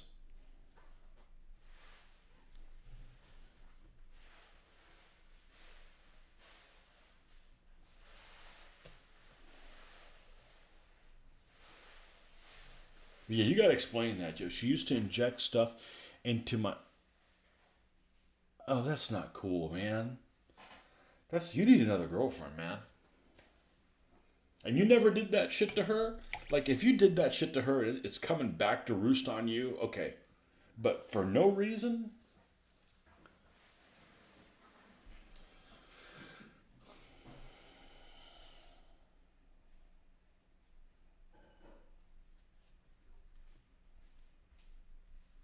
The patriarchy will not abide.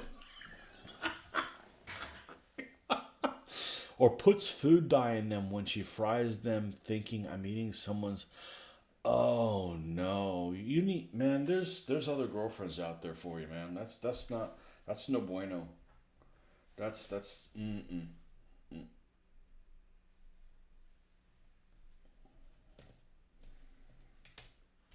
Well, there's one good thing. I'm not gonna be. You got her back once. I'm not gonna be taking her away from you.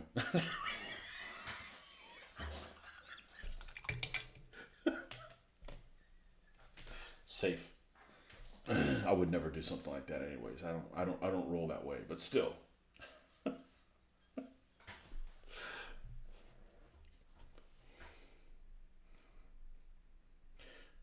you can take one for the team by just keeping her.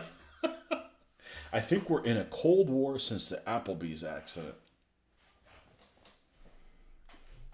No, you earned her. She's all yours.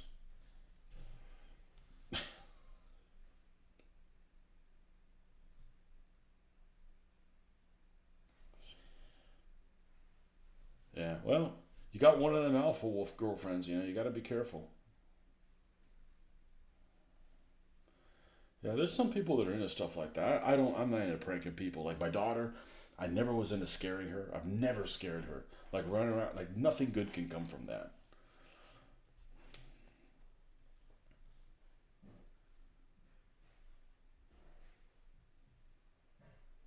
I guess there's just some people that are into stuff like that. I guess. What's her face is always into that. I saw an interview with I don't know, might have been a fake interview, but she claims that she likes to scare, always likes to prank everybody. What's her name? Kate Beckinsale, and she is incredibly hot, but I wouldn't put up with that shit. That would just get old. That would just get really, really old. Like I don't do shit like that to people. Like you never know. Like I don't lie. I can't like lie to somebody. Because if like you lie, like nobody can take you seriously. You know, like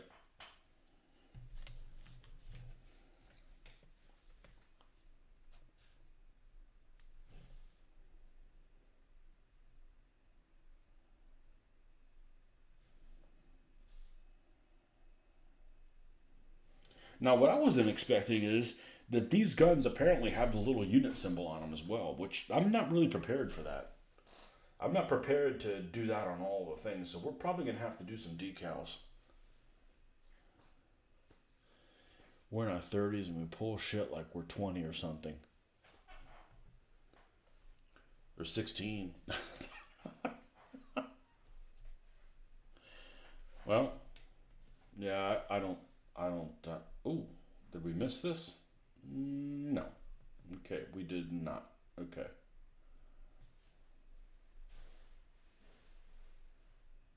Actually, we need to get more of this one here. Strong tone. Is it strong tone? Yeah, it's dark tone. It's up there. Dark tone's up there at the top. Dark tone is the non-oil replacement. This strong tone is what we give the entire vehicle a wash in.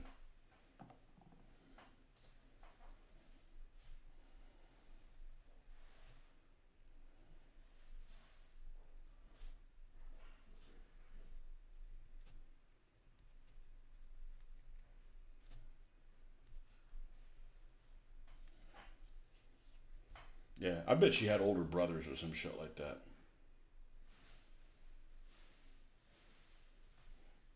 Just terrorized by older brothers or something.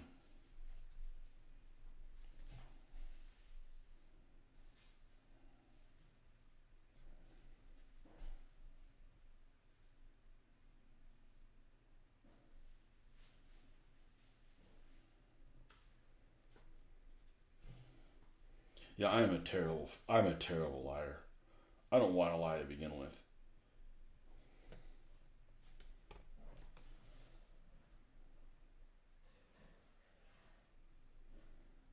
Which makes it really challenging when somebody asks you something like, does this look good on me? Oh, shit. You did not. Like,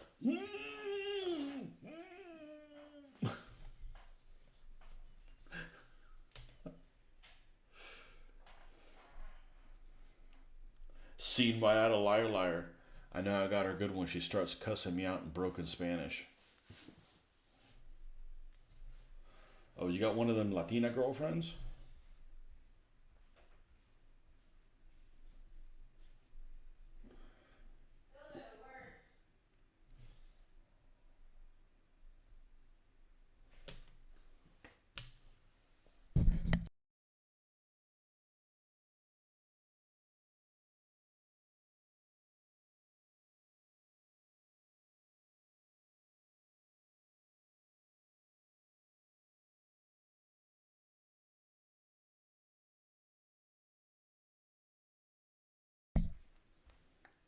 Yeah, my wife says that Latina girlfriends are the worst.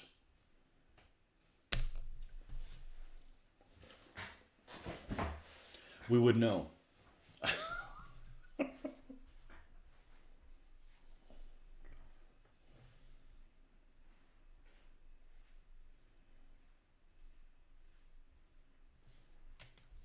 Well, injecting stuff into the eggs. Yeah, no, that's somebody needs a sopapo.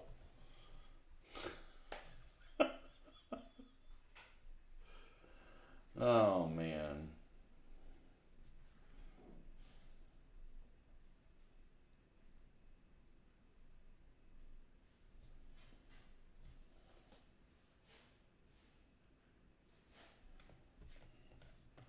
not crazy. Just something a little bit there to add a little some other colors you're not used to seeing.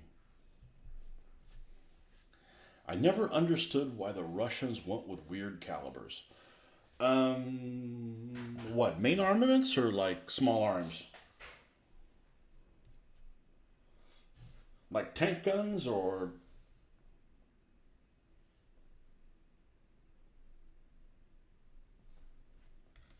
What Russian calibers are weird? I don't know. You want to know what weird caliber is? Calibers are hunting rifles. Hunting rifles are just like what? Because I'm used to like everything being like military things, like military armaments. Like they got some bubba that hunts with a 243. Like what make believe bullshit round is that? You know, that's a make believe bullshit round. You go get a Coke. I'll be right back.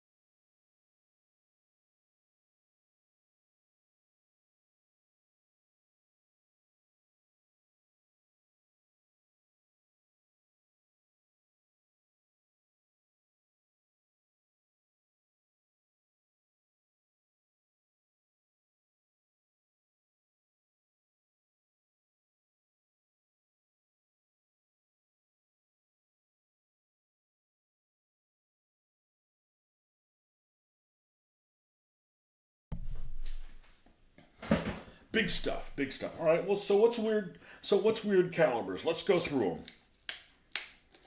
Let's go through them.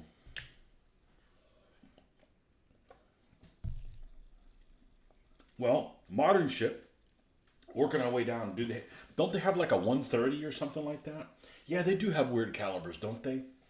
Yeah, because even their naval stuff, like the 130 millimeter is a naval round.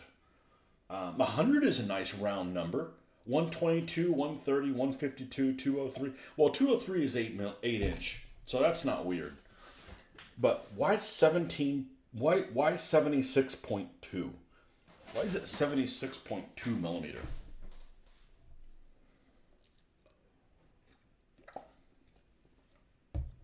Actually, it can't be that weird if it's millimeters, because I don't like when it's a mixture of things like, this is, 45 caliber, but this one's millimeter, but the other one is millimeter and the other one's inch, and it's like, makes my head hurt. Yeah, 122, there's a couple flavors of 122, 130. 152, there's a couple flavors of 152. 203, there's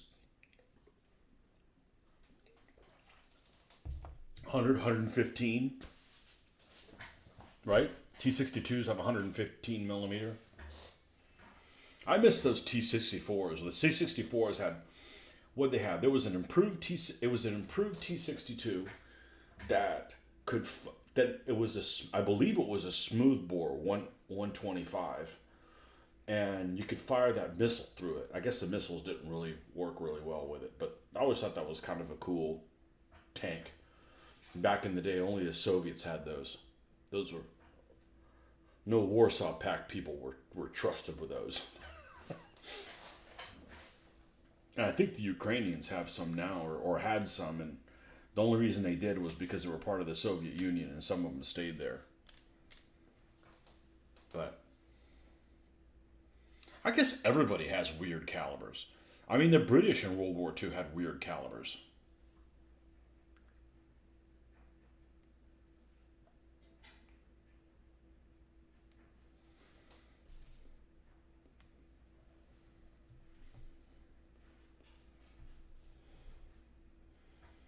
The only ones that didn't have weird calibers, well, no, they still had weird calibers, was the Germans, but looking at everything through a German lens, I guess.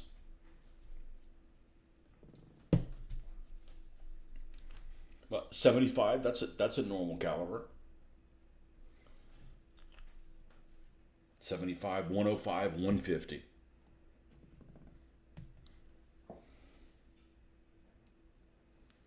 $115 was the answer to the Western 105.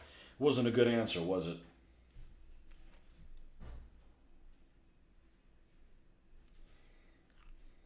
I do like the way some of the Soviet tanks look. Like, I like the way a T-62 looks. All right, we're going to do the headlights on this joker.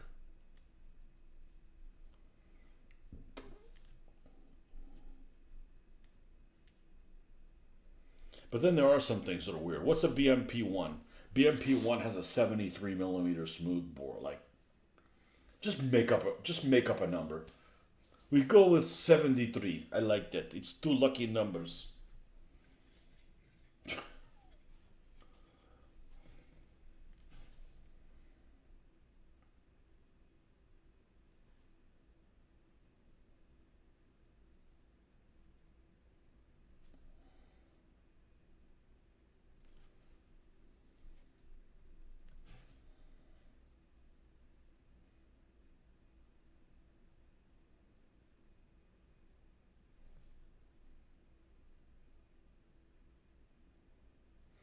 Now there's small arms calibers. They're weird too. They don't have a 9 millimeter weapon, I don't think. 7.62-25.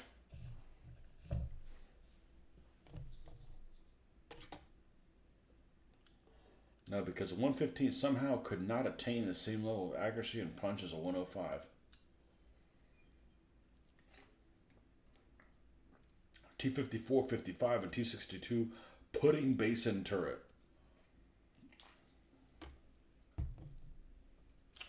I I want to say the profile on T62 is even lower than a T55.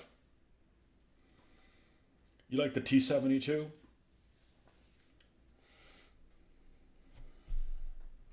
I like the really late JSs and the early like T10s and stuff like that. Those look cool.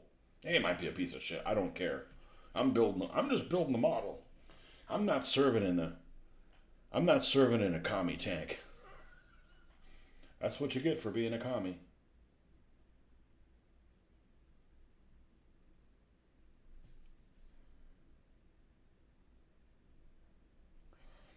You want to know weird? How about Asian? How about Asian numbering systems? Like the the Japanese tank numbers, even World War II and modern, and the Chinese ones. I'm like, I just give up. Like I don't know. I don't care. You know.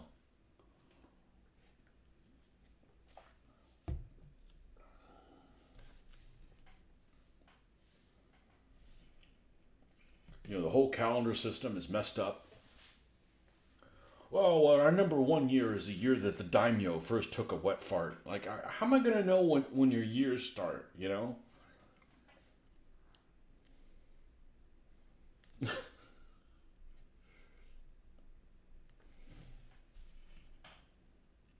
I can't keep up with that stuff.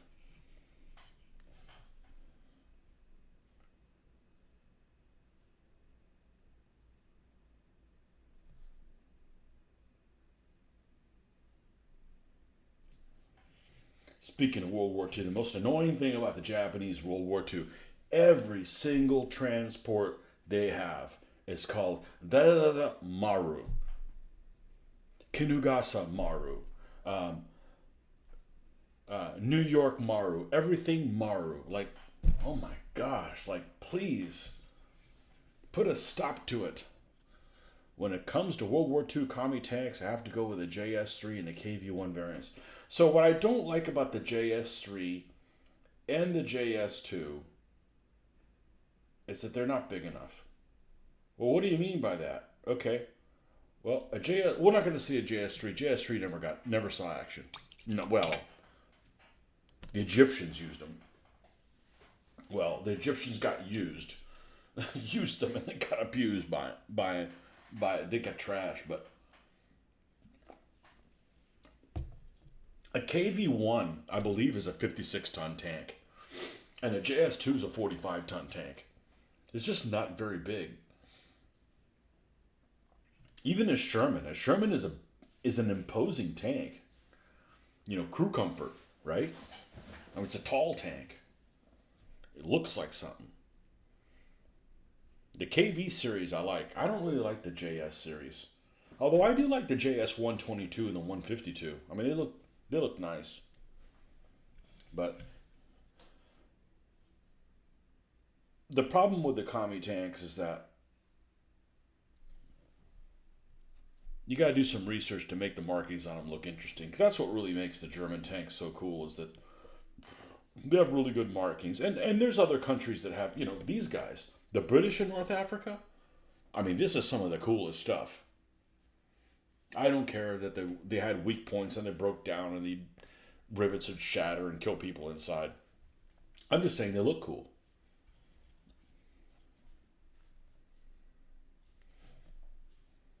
Hell, these almost all these have tank nicknames. That's pretty badass. I don't know what's going on with the tip here.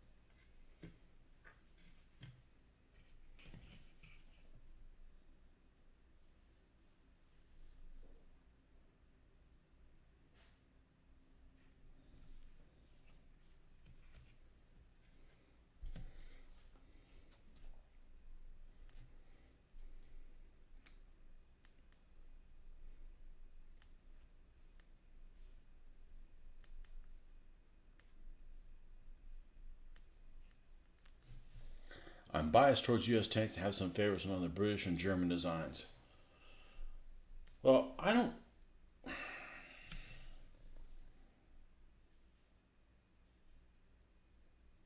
The problem with U.S. tanks is that, well, you're talking about modern tanks, aren't you? I don't know. There's a lot of there's a lot of. I like the M47s. I don't like the M48s. The first M48s with a round turret, they're ugly.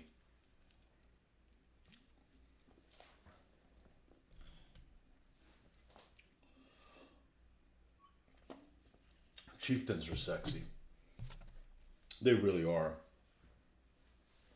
Favorite crowd tank isn't necessarily a tank. It's Stug. Why are the Stug 3s so popular? They really are. Well, they made a shitload of them. Well, I mean, from German numbers. They made twice as many Stugs as they did Panthers. That's about right.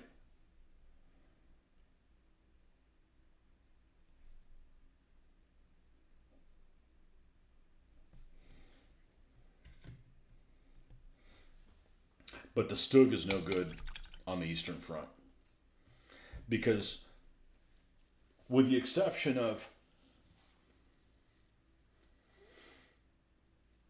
a Churchill 7 and like a Jumbo, and maybe a Pershing, yeah, probably a Pershing, the 75 L48 that's on the Stug, because they're cute. Okay, all right, I'll give you that. They are cute. They are attractive.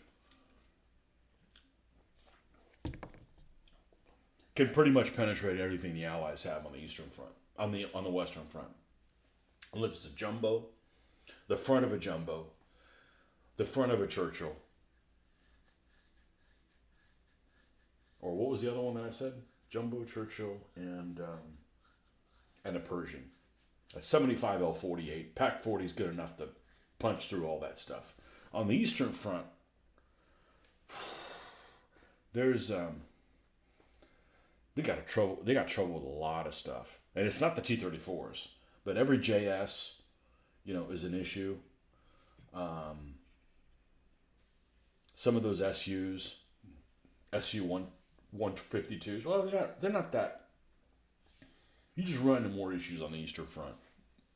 Favorite British tanks: Comet, Crusader, and Matilda II in that exact order. I don't like the 77 millimeter. It's a weird round. It's like they took the 17 pounder is a great weapon, and then they took it and they're like, let's make a cheapo 17 pounder. All right, here's your 77. I don't like that. And Comets tended to be overall painted in like a dark green, their own khaki green color, and lacking markings. That's why I don't like them. But Crusaders, yeah, Crusaders are sexy. Matildas, everybody likes Matildas. Everybody likes Matildas. I do have a soft spot for Churchill, but it's so fucking slow. No, it's Matilda fast. A Churchill's Matilda fast. I bet a Churchill's faster than a Matilda. Ooh.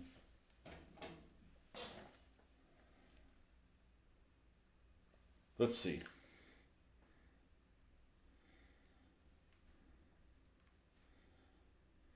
A Matilda one's even slower. Churchill. Actually, let's look at the Matilda 2. Matilda 2 top speed.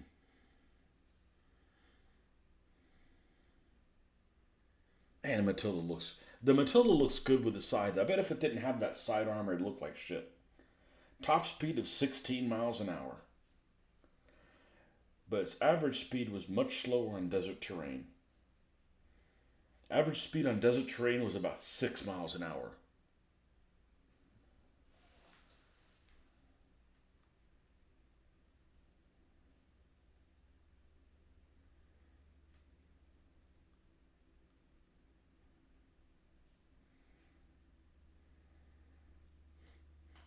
$16 and $6.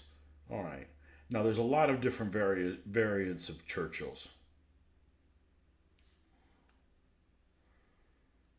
Churchill tank Top speed. Give me some options here. Top speed of a Churchill depends on the model, but is generally between 15 and 16 miles an hour. So that's like 16, which is the same speed, okay? The Churchill 4, top speed of 15 miles an hour. Churchill 7, top speed of 15.5.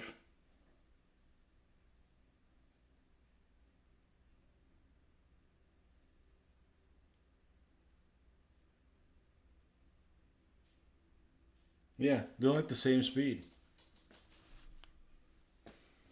Thought Matilda were reasonably fast for infantry tank. Well, it said that the British only wanted 10 miles an hour. Wow, slacker. Matildas were freaking great in the desert. I mean, they didn't have any HE capability, and they didn't have a whole machine gun, so you just have a coax. But nothing could touch them, except an 88, or close combat, close assault. And I think that Matildas are really attractive. I used to think these are really ugly. I used to think A13s are really ugly, but it's mainly because of it's not the turret. It's the spacing of the wheels that's not equidistant. They have unequidistant wheels, and these wheels look like they're just like, we need some wheels.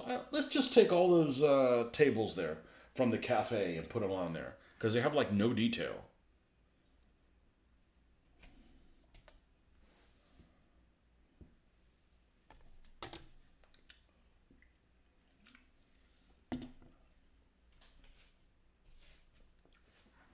All right. So we can kind of reasonably put these together. And what do I mean by that is, and I've got these on purpose so that I can, they're not really secure, but I can pop them in there.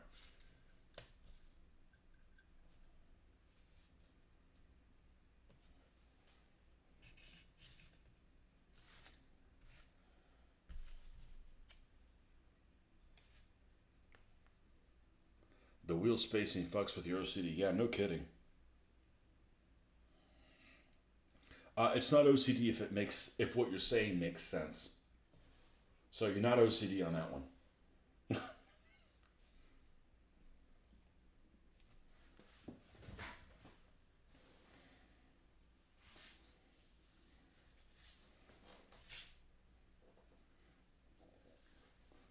So we'll need to get some. I believe these have the 77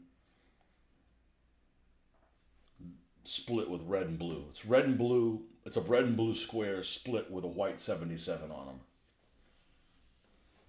Royal Horse Artillery, and then we have this one to do, which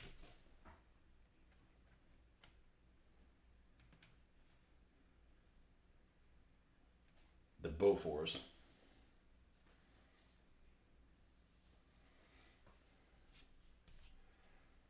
And then we've got these bloody the Nazi bastards, which look like shit right now, but they'll look just fine. The only reason I did that is because the half track looked like that before too, and this turned out exactly the color I wanted it to.